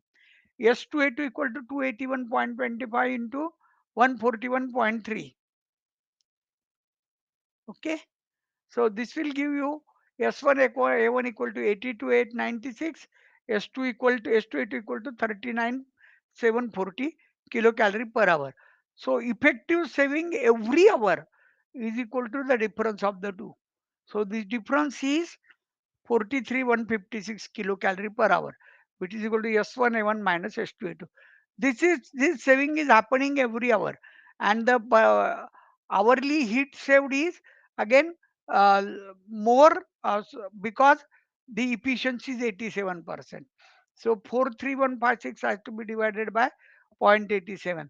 So exact hourly heat saving is 49,604 kilocalorie per hour, and the annual operating hours are considered as 8,000, and the efficiency again 87%, which we have taken as 0.87 over here.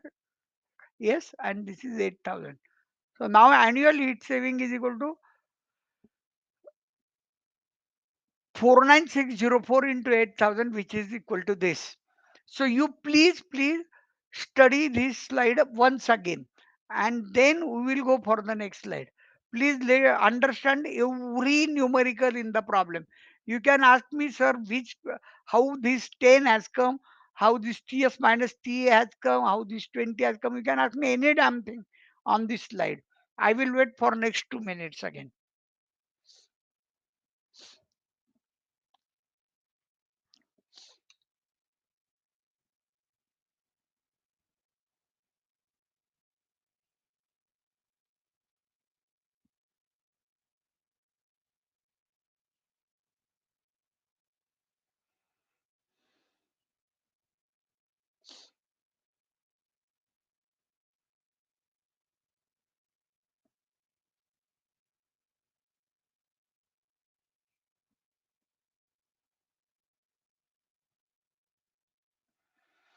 Is it okay?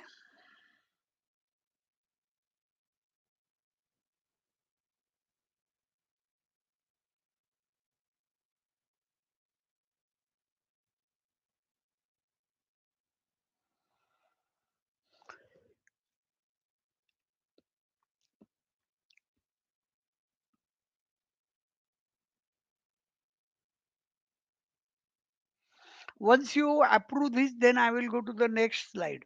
Okay.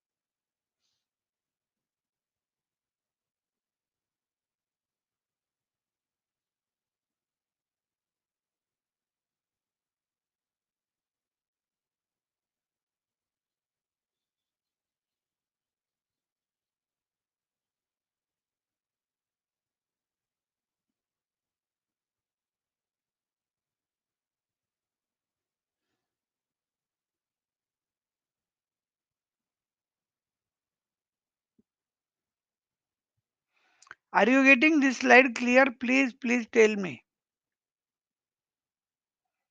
I am waiting.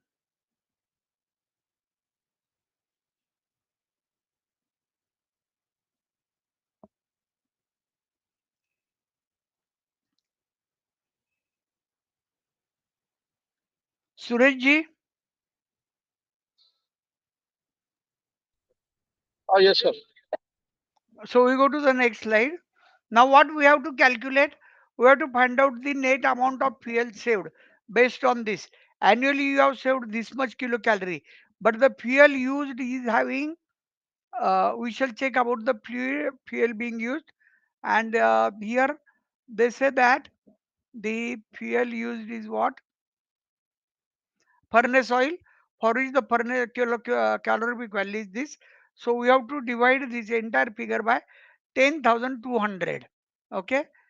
Uh, that will give you kg of fuel saved, and accordingly you can convert it into tons, and ultimately you have been given the fuel price in tons.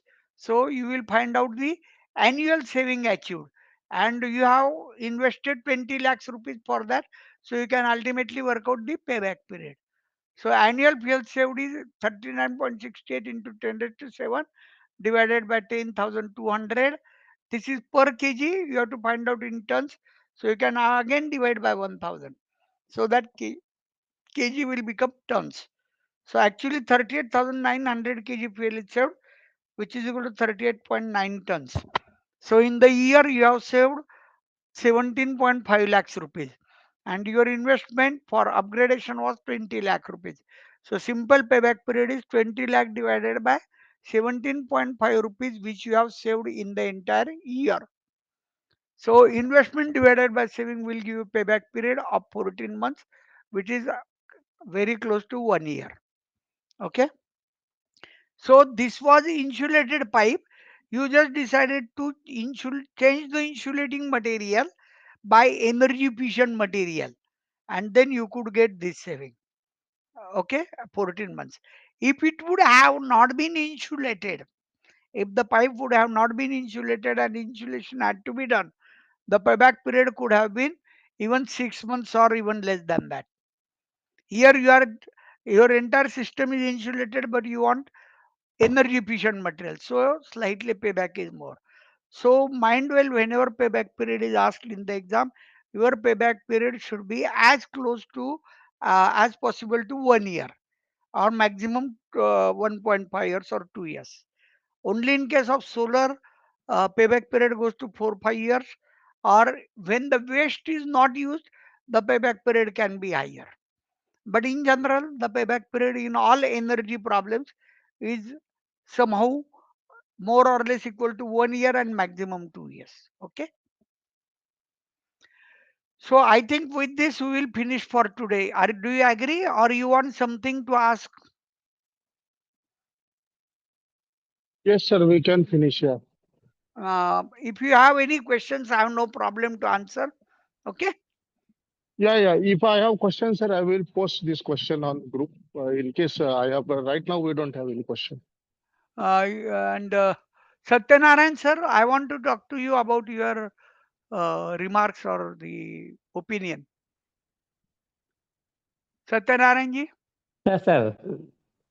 you understood the entire topic? Yes, sir. Yes, sir. Yes, sir. Understood, sir. And Thank you, the sir. case study, you have no problem? No problem, sir. Okay. So if Got you it, have sir. any doubt, again tomorrow we are meeting at 8:30. Tomorrow morning, 8, sir. Tomorrow morning, both of you should remember that 8:30 is the time.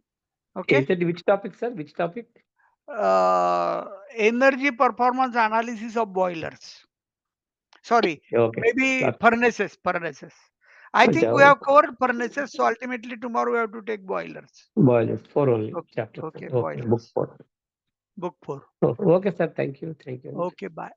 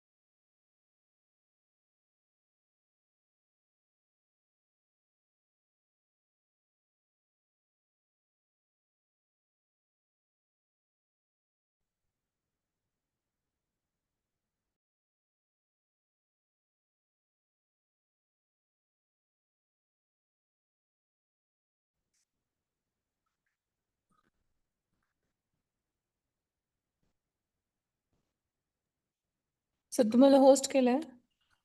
हा केलाय ना. Okay ठीक हो आहे. हो recording तुम्ही सुरू केलंय ना. हो रेकॉर्डिंग चालू केलंय. Okay then thank you. Okay.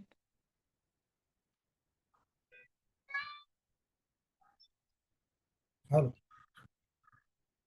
Hello.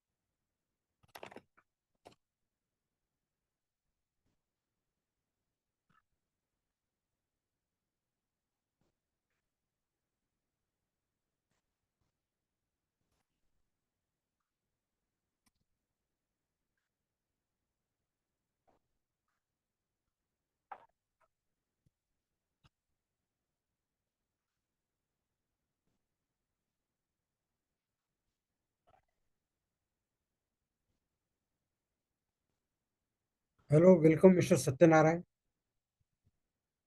Hello.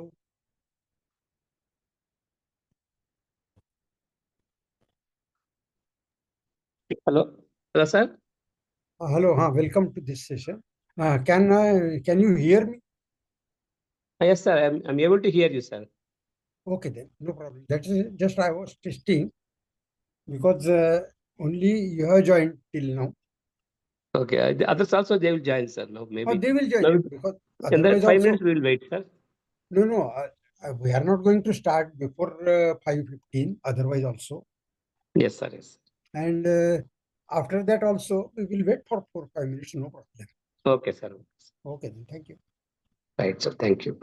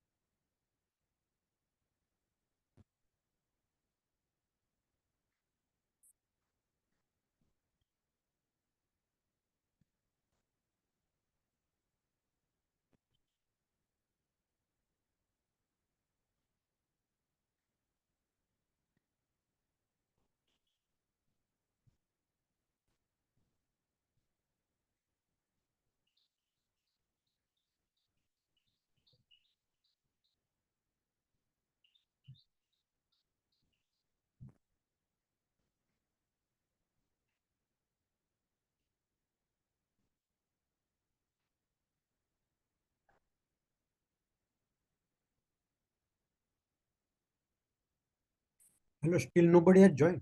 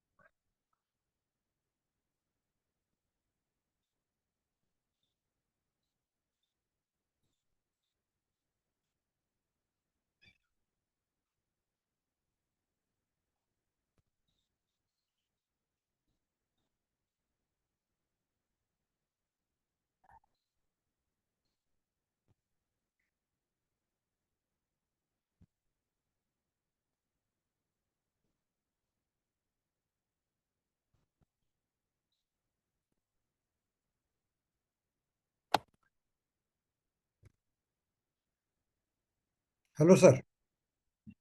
Hello. Can you hear me? Yes, sir, I can hear you, sir. Because So what to do? nobody has Still- joined, sir. No, today Oh, which topic, sir? Huh? Today which topic, sir, we are dealing? No, Topic. I could not get. No, which topic we are discussing, Today? sir? Today, Yes, today, now. energy performance of electric motors and VFDs. Acha, energy performance. That's book number 4, Book number 4, chapter 5. chapter 5. So let us continue, sir. They may join, And mainly, sir. this is nothing but the reproduction of chapter 2 of book 3. Chapter 2 of book 3, correct. Book Yeah. book 3, yes, sir. Acha, book 3. Book 3, Okay. electric Okay. motors. Electrical motors. Now only that construction portion has been deleted from that, Okay. and the efficiency from efficiency they have started, which we have already covered in detail. Anyway, let us start now. So I will start sharing. Okay. The chapter 5, no, sir. Yes. Energy performance. Actually, I'm an electrical graduate only, sir. I am from electrical engineering background.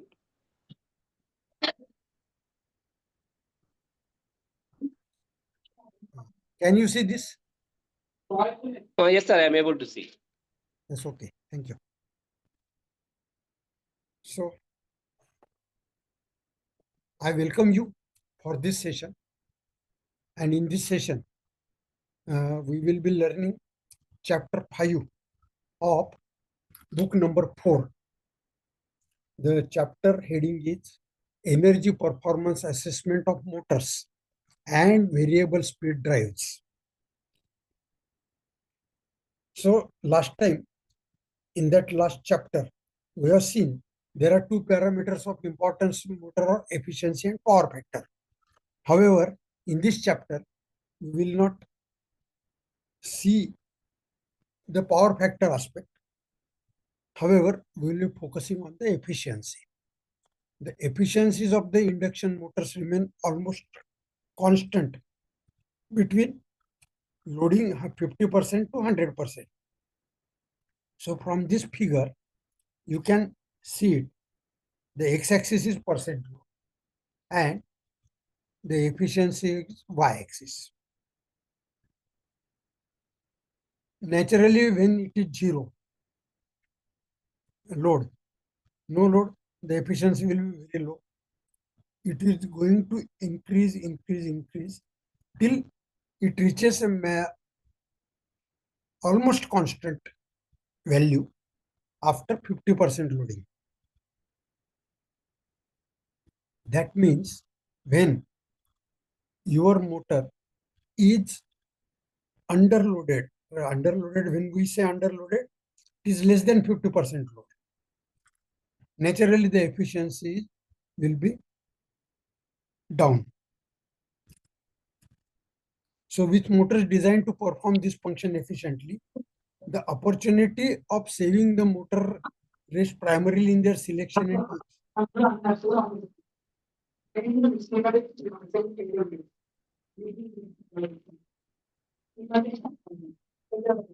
Now suppose if you have installed a motor which is a higher rating than required by the load, rather equipment, then what is the consequence? Consequently, the motor will operates at part load. So in this state, the efficiency of the motor is reduced. So what we have learned that all the motors should run more than 70% near full load. That is near 70% to 100%. Yes, sir. So in this state, hello,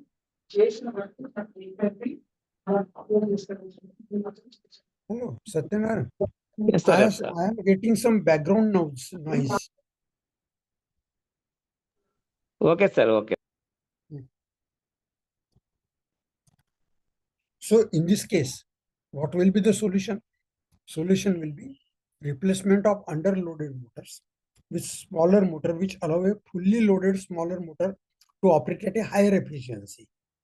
And this arrangement is naturally economical and only when they operating at less than 1/3 to 1/2 J depending on their size.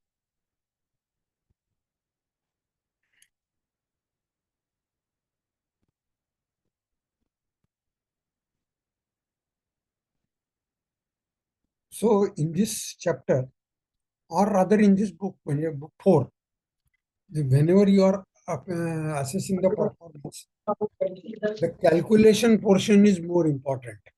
Yes, sir. Yes. The efficiency of the motor is given by Output by input, sir. I'm 1 minus losses by input. That also I will. hello, Motor loading. Yes.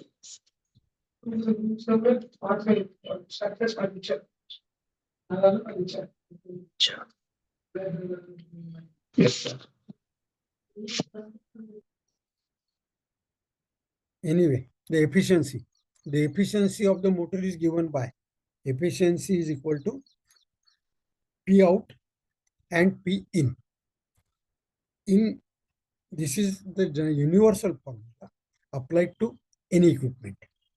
That can also be placed as 1 minus P loss upon P in, where the P output and input of the motor, and P loss is the losses occurring in motor. And the motor loading is defined as motor loading normally in percentage, calculate actual operating load of the motor divided by rated capacity of the motor. So it is very essential to calculate the loading. We must know the rated capacity of the motor. Now, if your motor is new one, you will get a nameplate and some details, and you have to maintain that record, because after some time, due to dirt, oil, grease, any whatever is the reason, you cannot read that nameplate on the motor, or even it can be removed from there due to some reason we don't know.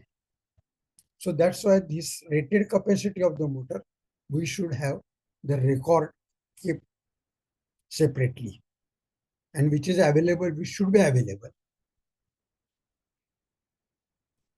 Then efficiency testing.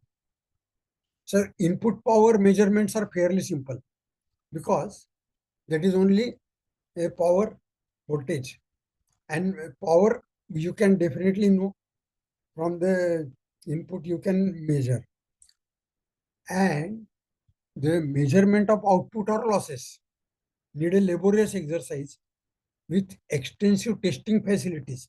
That means these cannot be done on a floor. The following are the testing standards widely used. Say one Europe is IEC 600342 and the new is IEC 61972. Normally we use this IEC 61972. In US that is different and Japan is different. So even between these standards, suppose the same parameter, same motor, same loading, you try to evaluate the efficiency by these three methods, there will be a difference in the efficiency of up to 3%. 3% is a small amount, agreed. But if the motor is a big one, that 3% will be a good amount of energy. And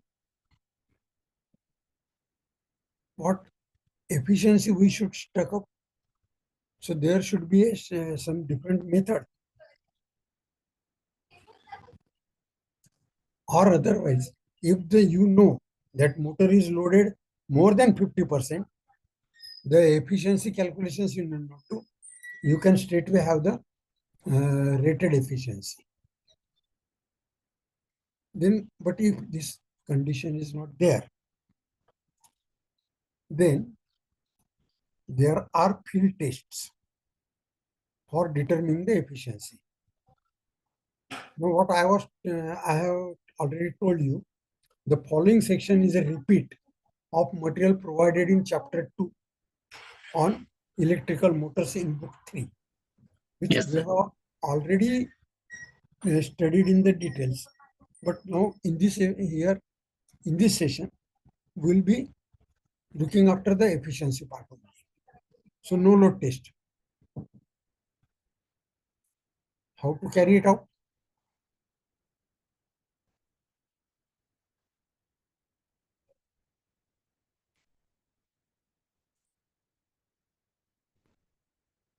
The motor is run at rated voltage and frequency without any shaft load. That is no load. Then input power, current, frequency and voltage are noted. The no load power factor is quite low. So while measuring the power, you have to use the low power factor meters. Or otherwise, the measurements will not be correct. From the input power, stator I losses can I square R losses, that is heat losses. Under no load are subtracted to give the sum of friction and windage losses. Because as you know, the no load loss, they are stator losses plus windage frequency, F and W losses. That is friction and windage losses. Now to separate core and friction and windage losses, the test is repeated at various variable voltages. And then you plot the curve, input kW versus voltage. The intercepts is friction and windage, kW loss component.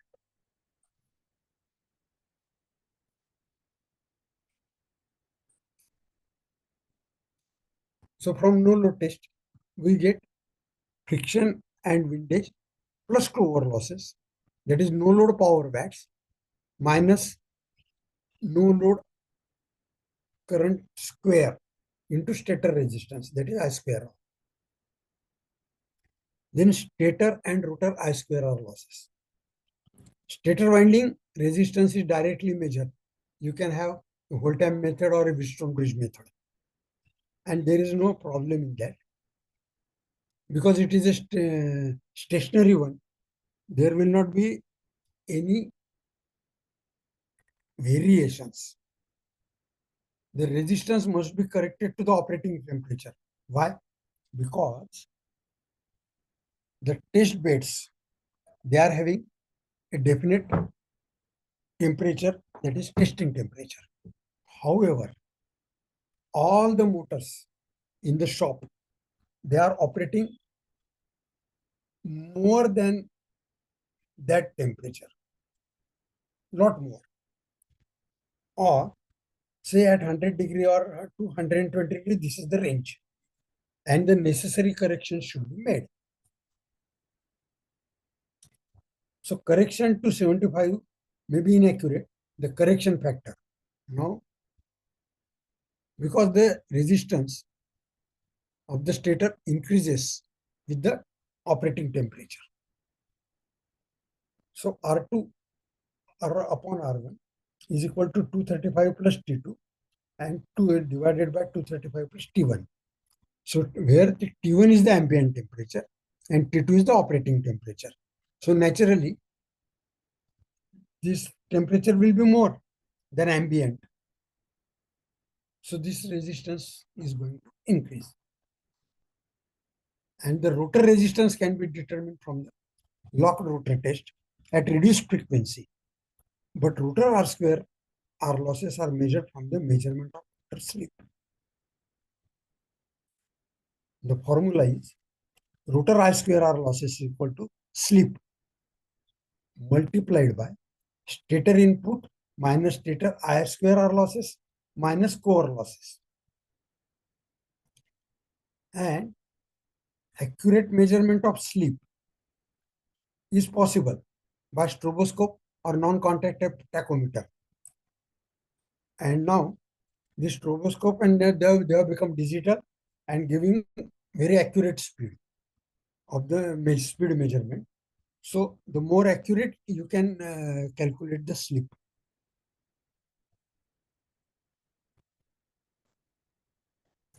Then stray load losses.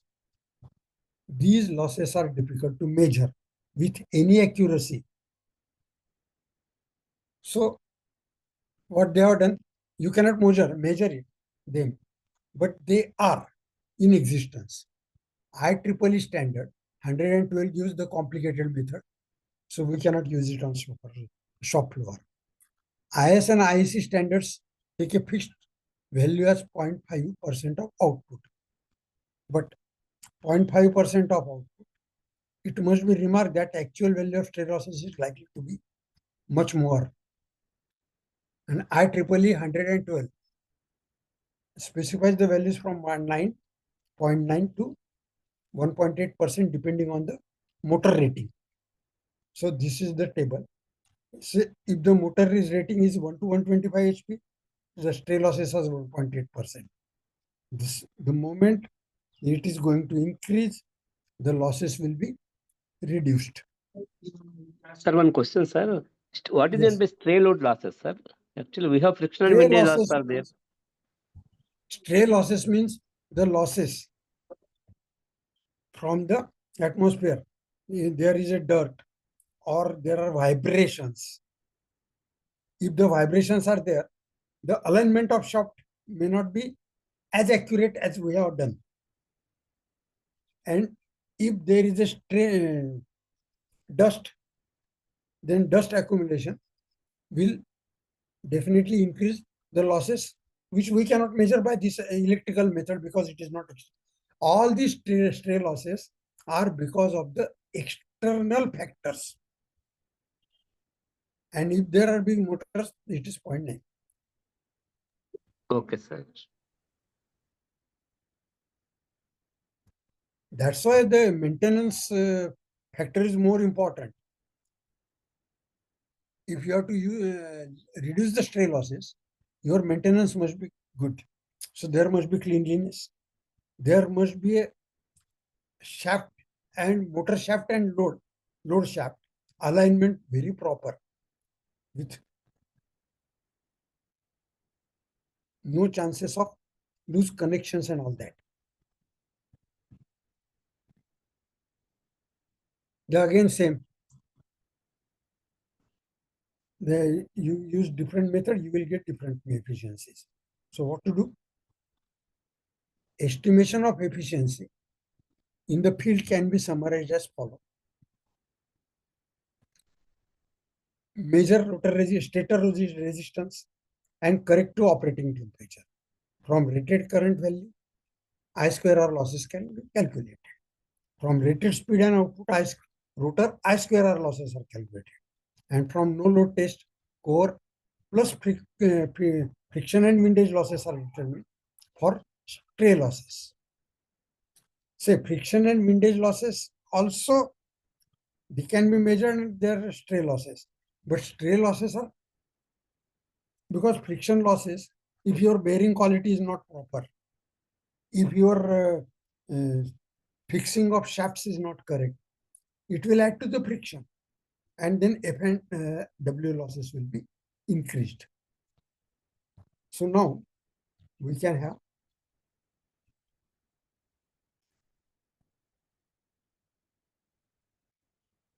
such type of examples will be there in the exam.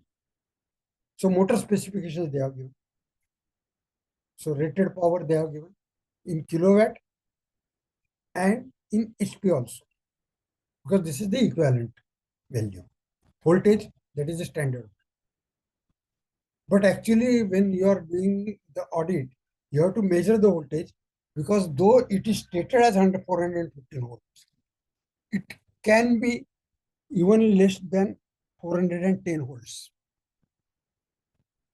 Then current, then speed. Speed is 1475. That means there is a slip. So these only 4 things we are, from our point of view, they are important. This is the additional information. Don't get confused with this additional information, because insulation class, frame, connection, they are not used for calculation. Then what calculations we have to do? Calculate iron plus friction and windage losses. Then calculate the stator resistance at 120 degrees. Calculate the stator copper losses at operating temperature of 120 degrees. Then calculate full load slip and rotor input, assuming rotor losses. Here they have given rotor losses are slip times the rotor input. Then determine the motor input. Then we have to assume the stray losses are 0.5% of the motor rated power. Then calculate motor full load efficiency. So we will go one by one. A. Then let iron plus friction and windage losses, that is Pi plus FW. No load power they have given. Stator copper losses is at 30 degrees. So we have to calculate. That is, if it is this single 3, 16.1 they have given, divided by root 3 and the square into 0.264. This is the calculate the value. This 0.264 is at the stator resistance. 30 degrees. 0.264 is the stator resistance. They have given it. Yes, sir. Yes, sir. And this is at the room temperature. Room temperature. Okay. Then 68.43 watts. Stator copper loss. Stator copper. Then this we know, no load power. Minus this, so it comes out to be 995.3. Suppose this is a question of say 20 marks, and you have asked 5 different answers. Each will carry 4. If you solve all correctly, you will get full marks. Even if one thing is wrong, you will lose only 4, not the entire thing. Because in descriptive, you cannot judge like this, but here it is very important, and you just don't afraid that whether I'm going to be wrong in one item or other item. Then stator resistance. Sir, one doubt, sir. Stator copper loss is 3 into I squared R, no, sir? That means because 3 phases 3 phases, yes.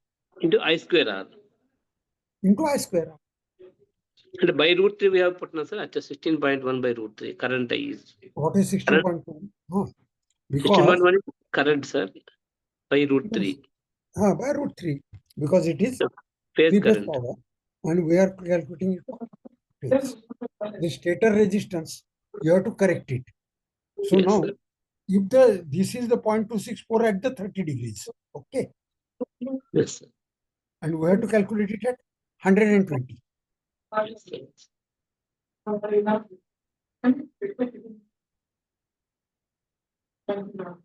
Understood, sir. Stator resistance at 120 degrees centigrade. Okay, we have calculated. Then we have to calculate it. That becomes to 0.354 ohms per phase. Yes, sir. Yes, sir. Then stator copper losses at full load and stator copper losses at 120 degrees. Here we have to use the resistance as 0.354 because we have already corrected it to 120 degrees. Now, previously it was 0.264 and now it has become 0.354. That means there is an increase. So stator copper losses will be more. Then full load slip. Full load slip will be Sir, 56 where it has come, sir? 57. 57 that they have given the full load. Full load loss they have given. Full load input Achha, full load current is there given. Okay, sir. current is there. 3 into 57 by 3. That is stator Similar. copper. There was no load current. Now here will be load current.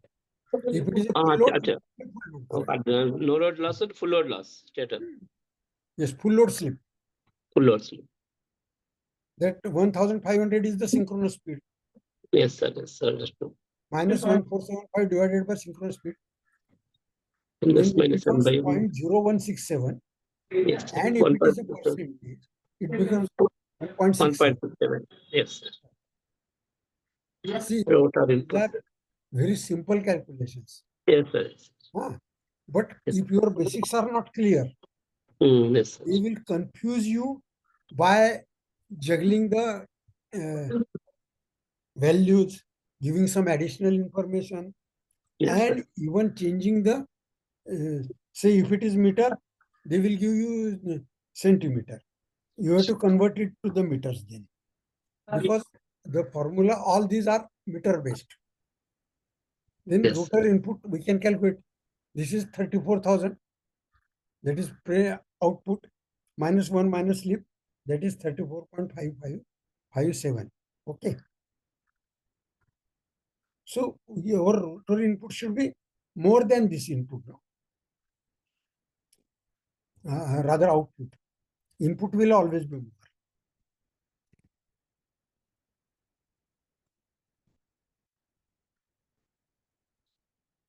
Then this is the typical formula. Full load motor, full load input power they have given, and P input, that is equal to PR plus PST, that is calculated at 120 degrees, plus friction and window losses, plus stray losses. But stray losses, they are given in the percentage of the rated output, and this is assumed. So in examination, you may not give this 0.5. It can be 0.75, it can be 0.8. Whatever is the. So if you put all these, you will get 36 point. So to run this motor, your full load input power will be this one. Sir, PI is iron loss, sir. PI. PI. Achha, iron loss plus PW is windage, sir. System windage losses. Yes. But iron losses where they have given, sir? They have not given, sir. No, they have given. That we have calculated. Achha, iron loss is no load. Achha, No, okay. stator copper losses at full load, we have calculated as 115 0.1, and that figure is here. Okay, sir. Understood. Say these all steps, they are correlated. Even now slip also you will get from this D. And only these type of examples will be appeared in the examination on this chapter. Because comparatively this chapter is simpler. Simpler chart. Whether we get one question, sir, regularly in Yes. this chapter Yes, yes. No, in for the that, exam. I can't say now because when we have passed, the pattern was different. So you have to go through the last 5 years papers, which Okay. type of questions are asked and whether it is repeated there.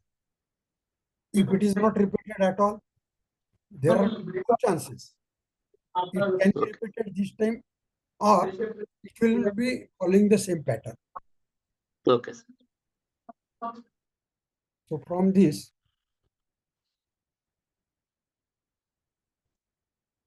say what is the motor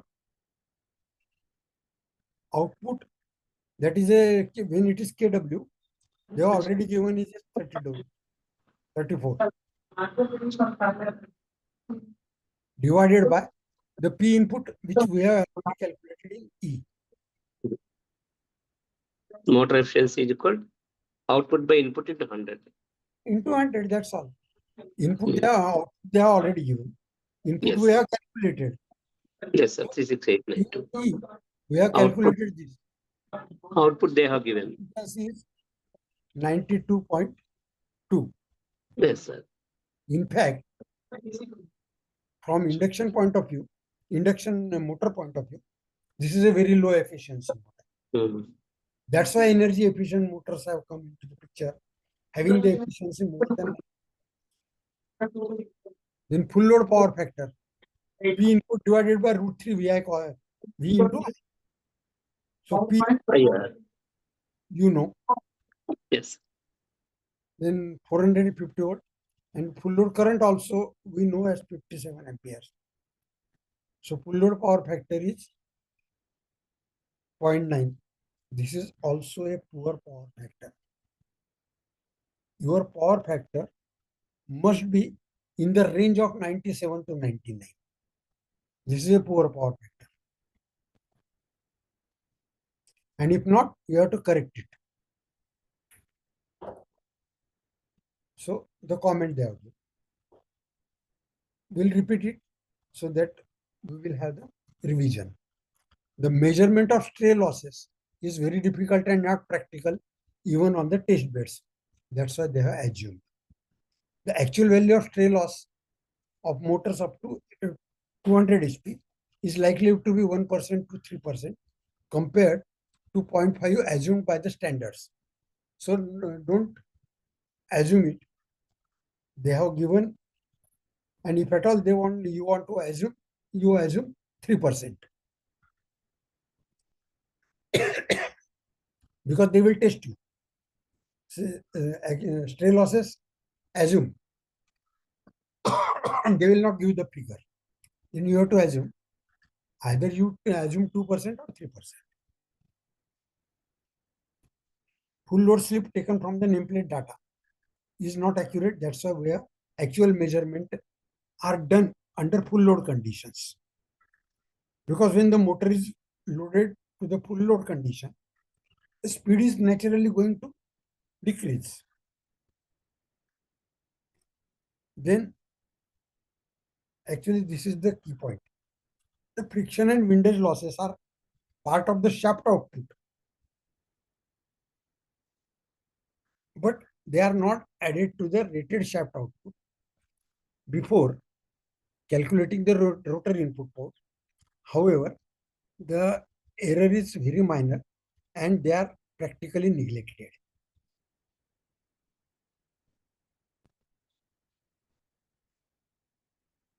Actually, it is quite interesting to do the field measurements and then calculate the efficiency. In actual energy audit, you have to do it. And this is the, when a motor is rewound, there is a fair chance that resistance per phase would increase due to winding material quality. The losses would be higher. There are no fair chances. It is bound to increase. That's why after getting the rewound motor, first you have to measure the stator resistance. And you will find that it is increased. What are the reasons? The winding material quality, one thing. Then method of rewinding is also important. If that is not proper, again this loss will increase. Say nominal 10% increase. We have to assume in resistance per phase. For a motor, if it is a single phase, no problem.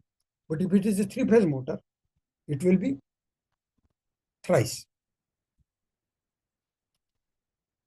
Then this is the important thing. Determining the motor loading. How? Excuse me, I'll just put on the lights.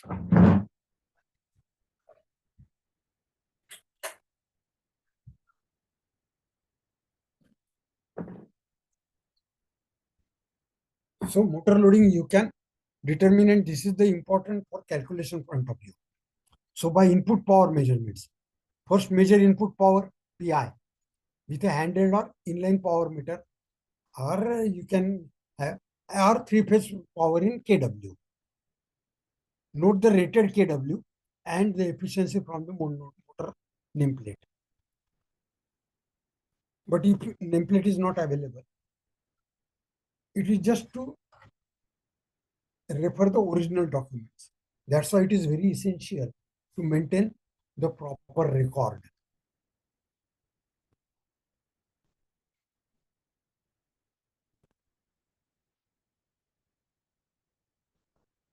Because the kW mentioned in the nameplate are for output conditions. So what we have to do? For input power measurement, this formula is to be used. Nameplate full rated kW divided by the efficiency at full load.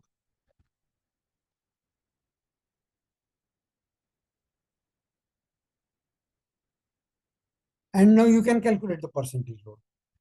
So load is equal to PI divided by PIR into 100. That is the loading.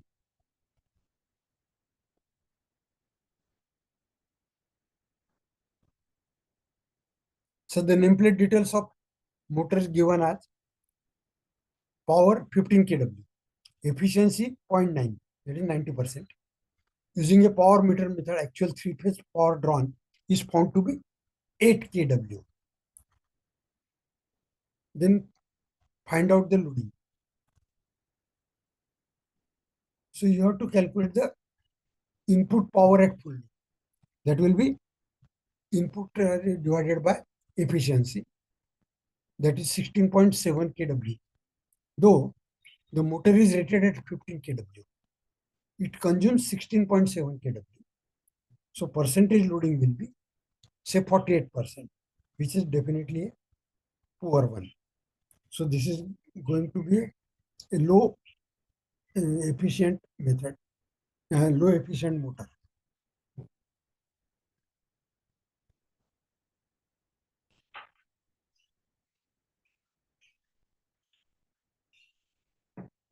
The line current load estimation method is usual. Input power cannot be measured and only amperage measurement are possible. That you have to connect the ammeter in the series. The current drawn by motor varies approximately linear with the respect to load, down to about 75%. And below 75%, the power factor is definitely reducing much more, and the amperage curve becomes increasingly non-linear. So from 75% loading to near to the full load, this curve is practically a fair one. So in the no load region, current measurements are not a useful indicator. So they will not give the correct loading.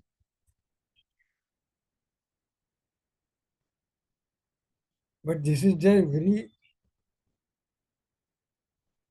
how you can say, that is a rough method.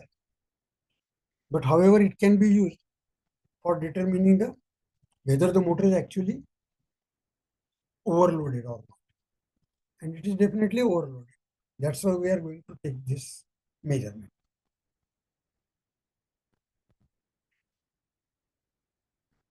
again percentage load, input load divided by input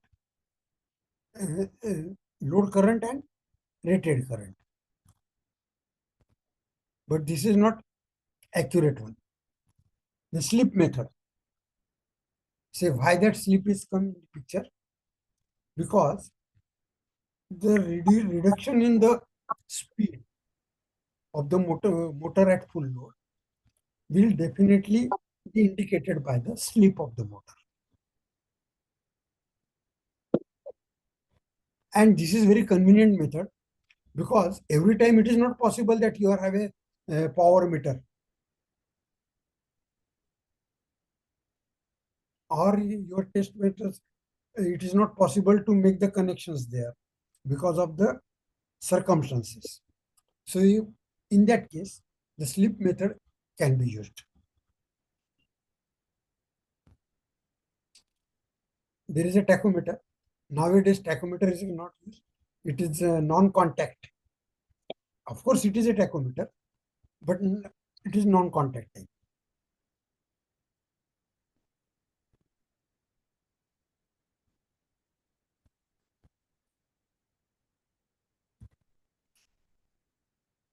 Load output power as a percentage of the rated power. Okay. That is the loading of the motor.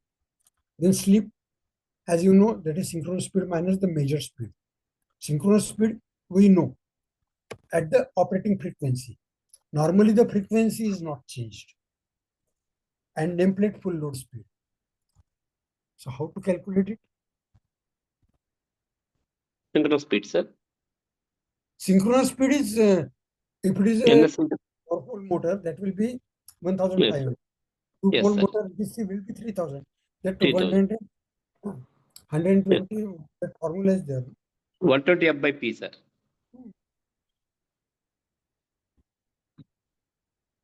Synchronous speed, that they are given at 1500. Full load speed is 1450. See, synchronous speed you can always calculate with this formula. Yes, sir. 120 and frequency divided by number of poles. In this formula, except frequency, everything is constant. But when you are giving the rated conditions, frequency is 50 cycles, no problem. So this is the formula applied to any motor. Yes. Calculate the synchronous speed. Then we know synchronous speed is 1500, but full load speed is 1450. That is as per the actual nameplate details. But when you measure it, then it becomes to 1480.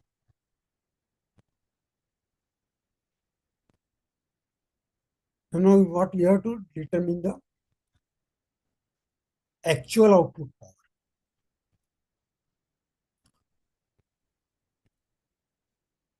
So 1500 minus 1480, because this is the actual speed when at full load.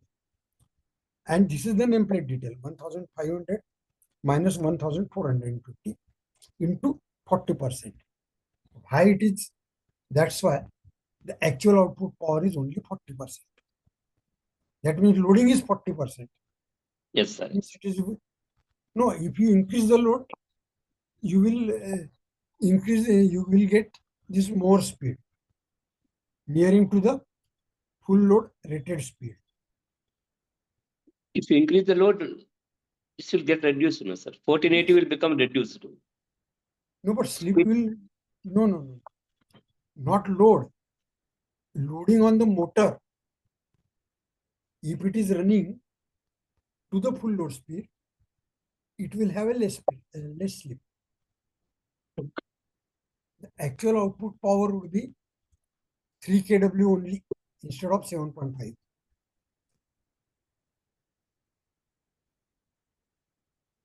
And why it is used in popular in workshop or actual factories? Because It is very safe because there is no contact tachometers are there, and it is very simple. But this is not the very accurate method because there are a lot of uncertainties.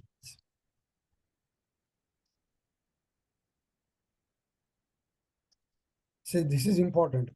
Manufacturers generally round their reported full load speed values to some multiple of 5 RPM. Well, 5 RPM is a small percentage of the full load speed, but may be considered as insignificant. But the slip at 40 RPM, the correct slip, a seemingly minor 5 RPM disparity causes a 12% change in the calculated method. That's why it is not a very reliable method. But if you are sure that your motor is running on the load more than 75% load or nearer to the full load, this method is useful. And this will give you the general idea.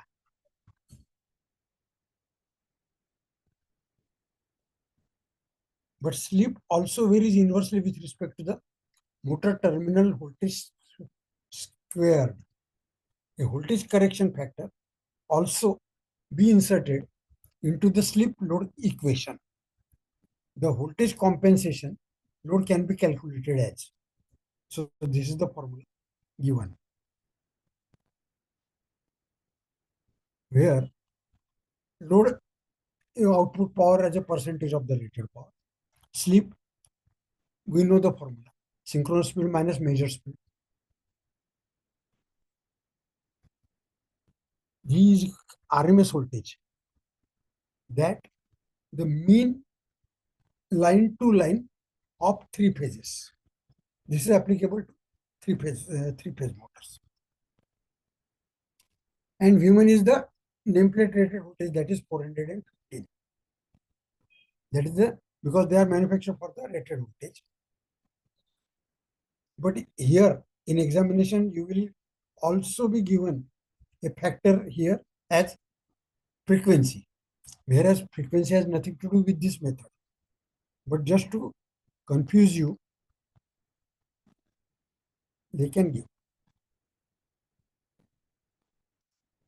As we have already seen, that whenever there is a new motor, say during course of time, it is or due to overload. There are a lot of reasons for burning of the motor. So when the winding of the motor is burnt, we are not going to replace the motor. We are going to replace the winding. So these motors are termed as rewound motors. So what you should do, a comparison should be made of the efficiency before and after rewinding. For that, your record keeping is important.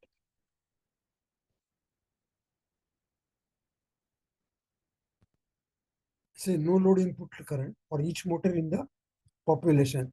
That record you have to maintain. This figure increases with poor quality rewindings. How the poor quality rewinding will be there? There will be a difference of, say, the wire, rewinding conductor, then your method of rewinding, circumstances there. If there are dirty, hot, this is going to affect it. Again, what a review of rewind shop procedure should give you some indication. When rewinding a motor, a smaller diameter is used, or resistance in the I square R or losses will increase because it will draw the more current also, and the resistance will also increase with the temperature. The temperature factor will always be there.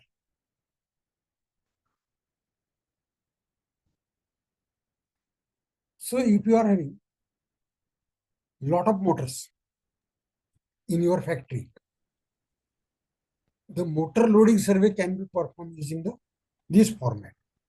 Say company, location, date, process, department, etc.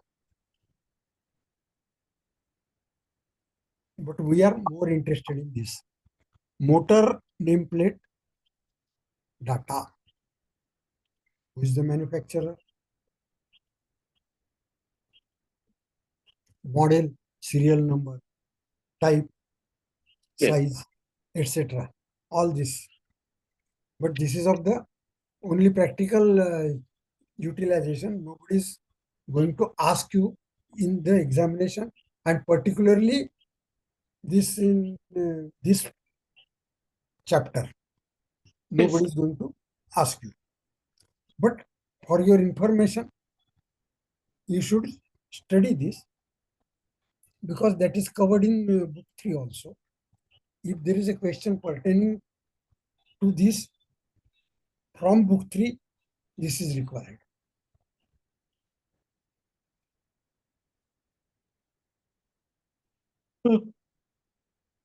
But that means you have to record this and keep the record from the test certificate of the manufacturer. The experience is that after few years, these test certificates are lost or may not be lost, they are misplaced and you don't get this data. So you have to keep a register and a firm data calculations so that because this is to be taken from the manufacturer and what you have to measure supply voltage, then the RY, YB and BR, keep the average of it. Then input amperes either by ampere or a power meter. Again average it. Then calculate power factor. You can directly in your input power. Then this is important. If a rebound motor, if it is yes, how many times it is rewinded? Normal procedure is, what I have seen, some motors, they rewind up to maximum up to 9 times. But then we have put them question. If it is so much problem, you should see the root cause of it. Why it is necessary and why it is burning consistently after a few period, after lapse of some period. So this all, if you keep the record in this pattern,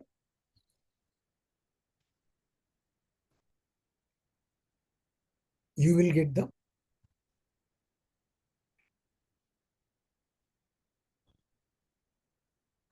then if there is a rewinding of the motor, the rewound motor, say section, equipment code, etc., where it is a squirrel cage or a slip ring motor.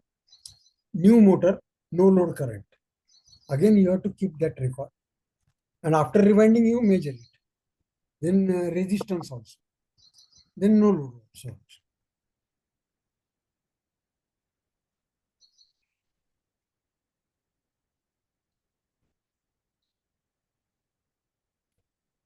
Application of variable speed drives.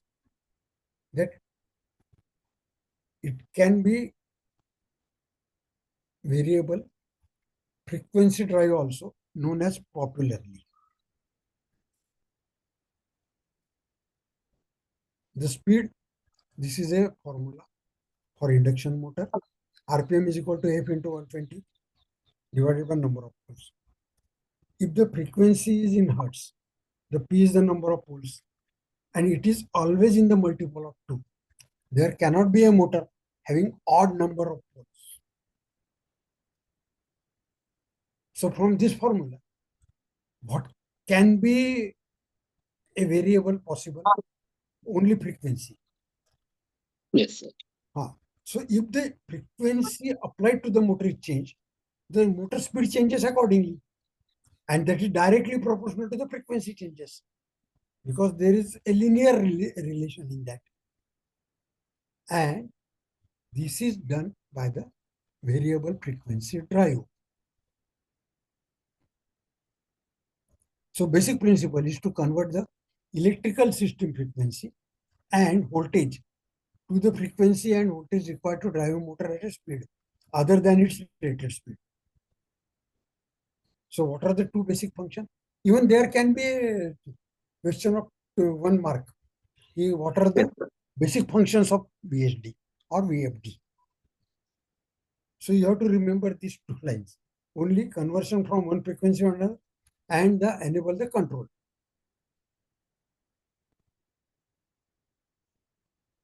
How it is achieved? So variable speed drive. Yes. By changing the No. frequency. They have to change in the frequency. By But in changing AC, you cannot change the frequency. So you have to convert it into DC bus convert and the apply some control, and then again through inverter apply to the motor. So Yes, this sir. is a three-phase power supply. Of course, this protection will be there. Then this is a rectifier. Then it is a DC bus. From DC bus, it is going to inverter with some control. That means with the way of this control, you can control this.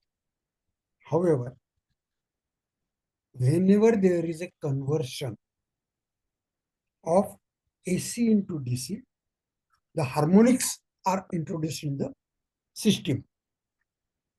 Then you have to control these harmonics also. So this is the general principle. Or even if there is a 5-mark question or 10-mark question, 5 marks, yes. Draw a components of a variable speed drive in a diagram form. So you have to reproduce this diagram.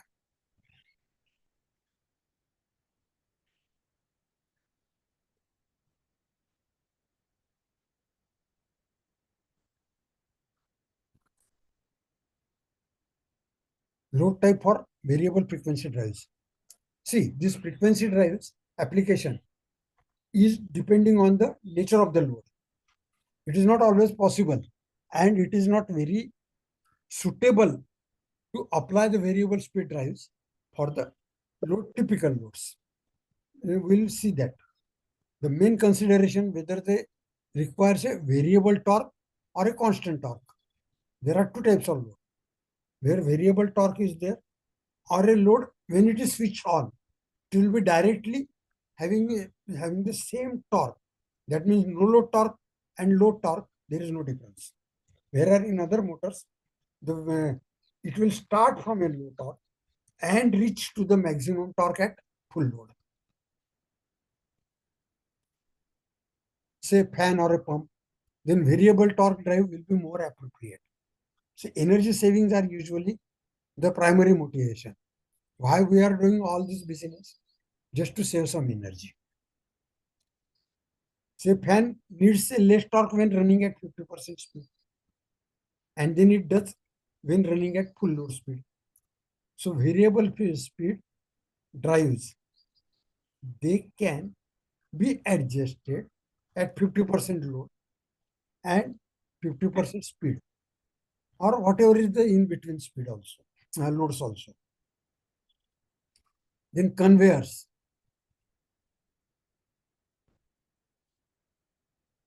Positive displacement pump, punch presses, extruders, and similar type of application, they require a constant level of torque at all speeds. That means at no load speed also, at full load speed also. So constant torque variable frequency drives are more important, appropriate. And a constant torque drive should have an overload current capacity of 150% or more for 1 unit. And variable frequency drives need only an overload current capacity of 120 dB, 120% for 1 minute. Because your motor will not run overload current capacity, overloaded for more than 5 or 10 minutes.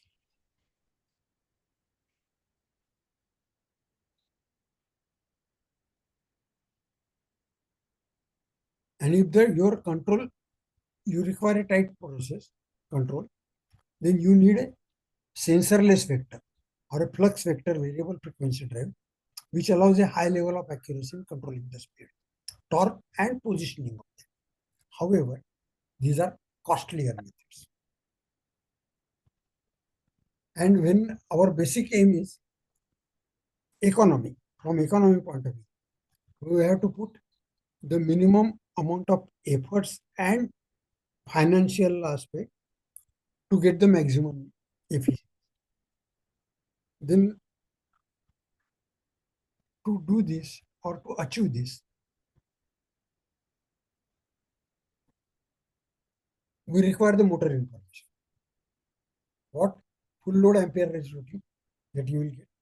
Speed range. Normally, we don't operate the speed less than 20% of its maximum speed allowed, that is synchronous speed. Because if you run, it will be overheating. So, auxiliary cooling must be used.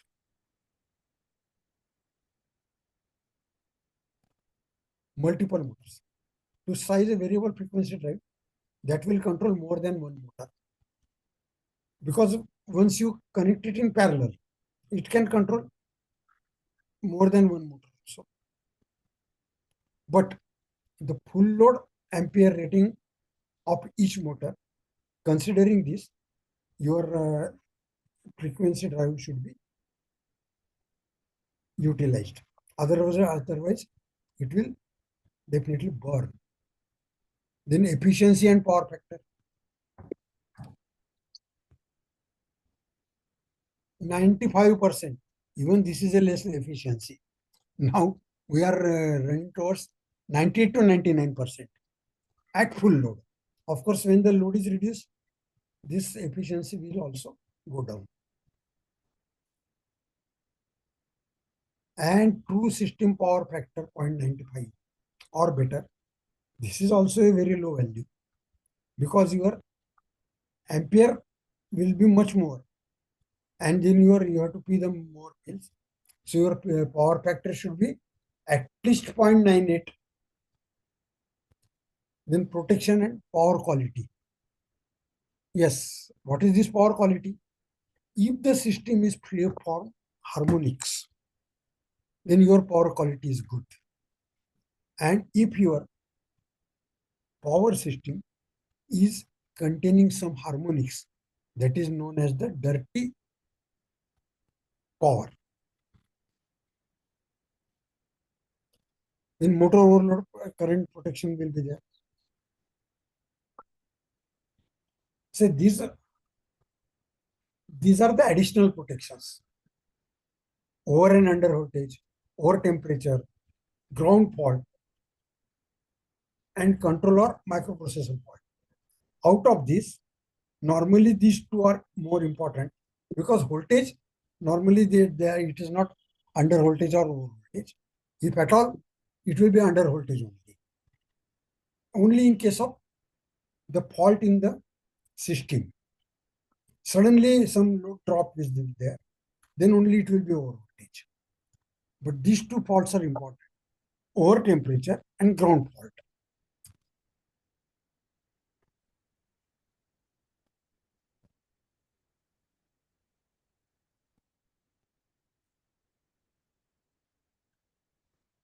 So you have to see the history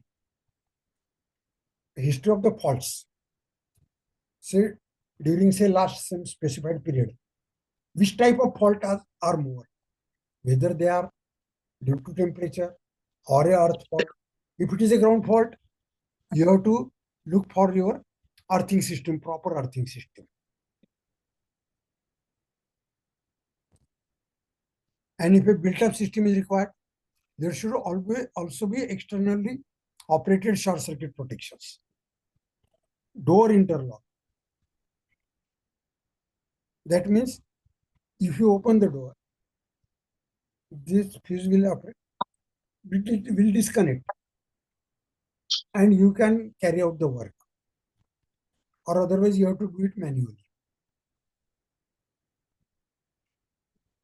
How to determine this? So this is percentage rated full load. So from 35%, if it is operating here. Maximum it is operating at 50% rated flow. And then see, it is never operating more than 85%. So in this case,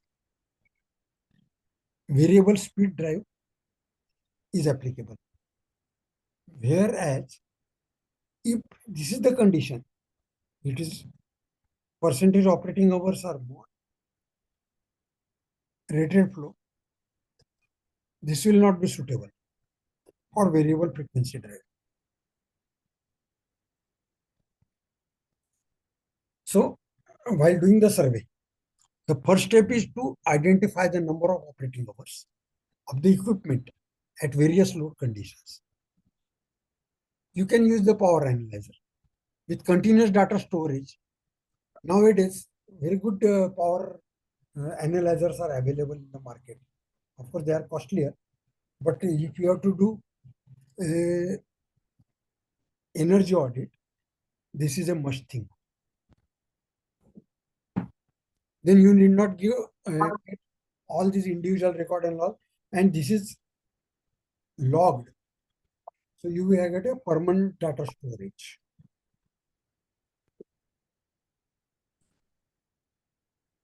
Then if we have to save the energy for variable speed applications, method of flow control to which adjustable speed is compared,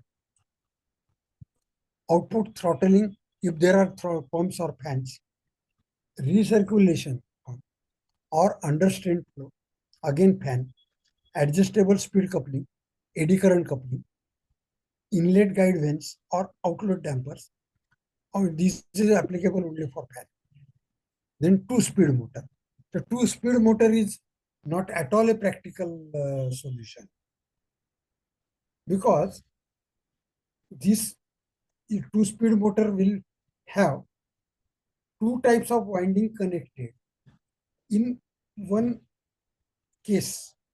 So it can be run as 1500 and 3000. That means 2 pole and 4 pole. So it is not at all practicable and never used. Then pump or fan data, you require this. Head versus flow curve, different type of liquid or gas. Then pump efficiency curves. These pump efficiency curves, they are provided by the manufacturers. Then you ought to know the process details and the information, what type of process is going on, whether there is a difference, if specific gravity or specific density of products. Because this will determine the VFDs to be applied. Then equipment duty cycle, flow levels, time duration. Then this is important. Efficiency information on all relevant electrical system apparatus. That is more motors, is constant and variable speed drive, only variable speed drives, and the gears and the transformer also, because transformer efficiency will also come into the picture.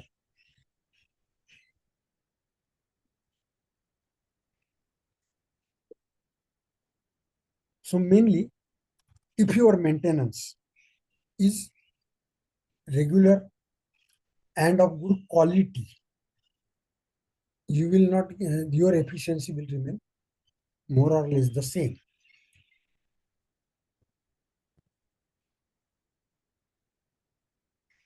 And whenever you cannot measure, you make the assumption.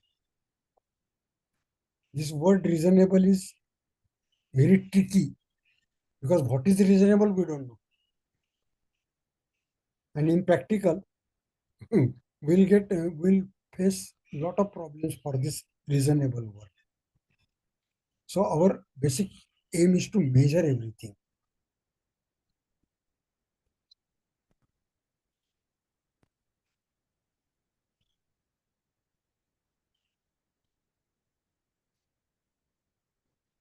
So since we have not covered anything construction type, this chapter is comparatively small. But Yes.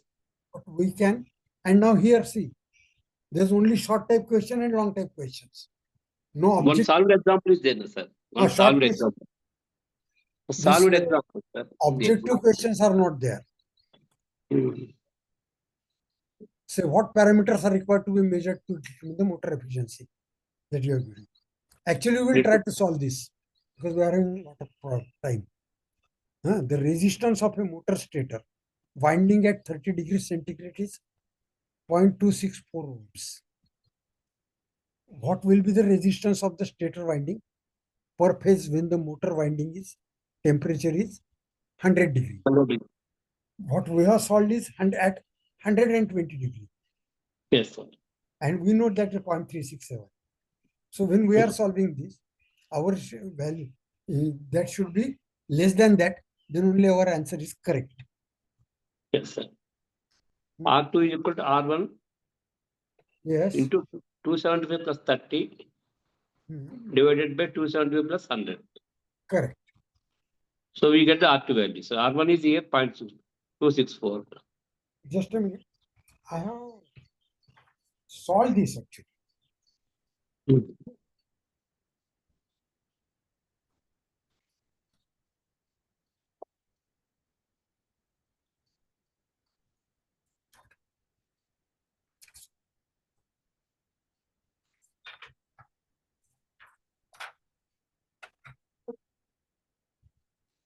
Say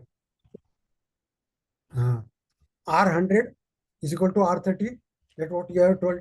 When we actually calculate it, it comes to 0.333 ohms.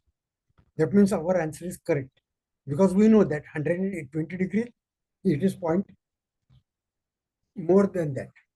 Yes, 0.33. Then percentage loading of the motor. 0.33, 0.3245.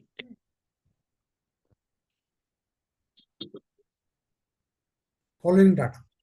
Yes, Synchronous speed, we know. That means it is a 4-pole motor. Then nameplate full load speed, you know. And measured speed also you know. And rated power is also you know. So what is the formula?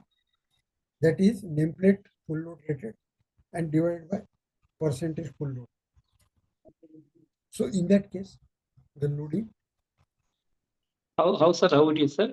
Actually, percentage loading is equal to. Yes, percentage. What is percentage loading of the?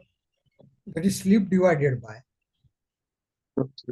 difference between the speed, synchronous speed and actual speed, into nameplate rated voltage divided by actual voltage and divided by the RMS voltage. So your RMS voltage will be 415. That you know. Because the operating frequency is 50 hertz. That means it will be rated one. So you calculate it. Then when you actually calculate it,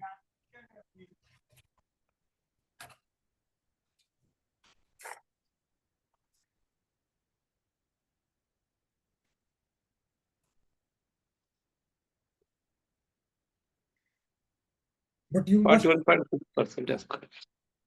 Yes. Okay. Okay, sir. Then another thing is that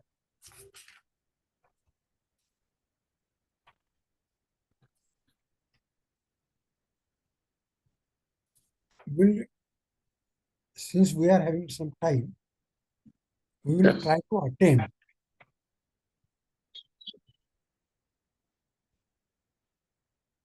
this L1. Okay. N1, sir. L1. L1. Long That question is one. the long type question. Yes, sir. Yes. So after replacing a standard motor,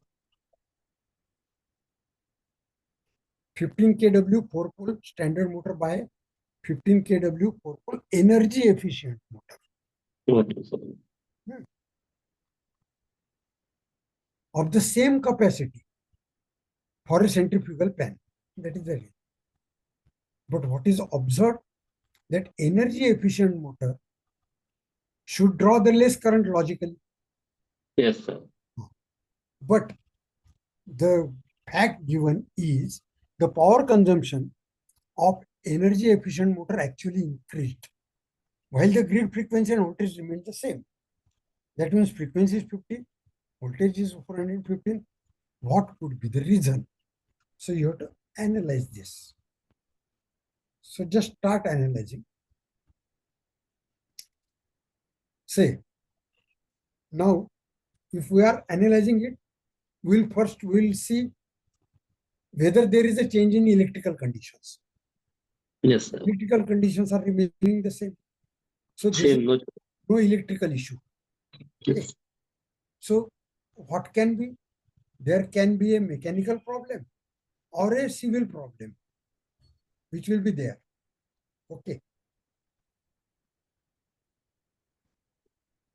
So can you guess? What could be the reason? So the reason, Yes. Because it should not draw more current. That is 100% sure. friction But and windage losses may be more, sir. which one? Friction and windage losses and stray losses should be more. No, agreed. But we will start from the what analyzing. I will give the solution. Yes, sir. The foundation of the motor may not be firm or stable. So Foundation there of the will be a vibration. Mm. There will be a vibration. And then your friction, F and W losses will increase. Okay. Right. Then even if it foundation is firm, but it is not leveled properly, because you are replacing the old motor by your energy efficient motor. So while replacing it, if it is not leveled properly, again it will be this. Okay. Then another reason is cooling fans are not properly fitted for Cooling energy fans. efficient motor, and air gap is not maintained precisely. This can also be a reason. Then bearings are not fitted properly. So, but these are the manufacturing defects. So you cannot deal it on the floor. You have to refer to the manufacturer. Then alignment of the motor, that you can do it. But motor with the centrifugal fan is not properly done. Again, it will reduce it. It will draw the more current.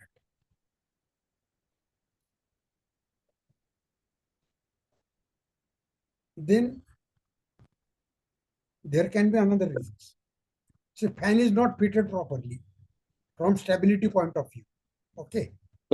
But you have not changed the fan. You have only replaced the motor. Okay. The environment is dirty. The temperature is high, affecting the performance and efficiency of the motor. But these are the common factors, because this will affect the old motor also. That means this is not the definitely reason for this. So what? Only these two, whether there is a manufacturing defect or some placement defect, that is installation.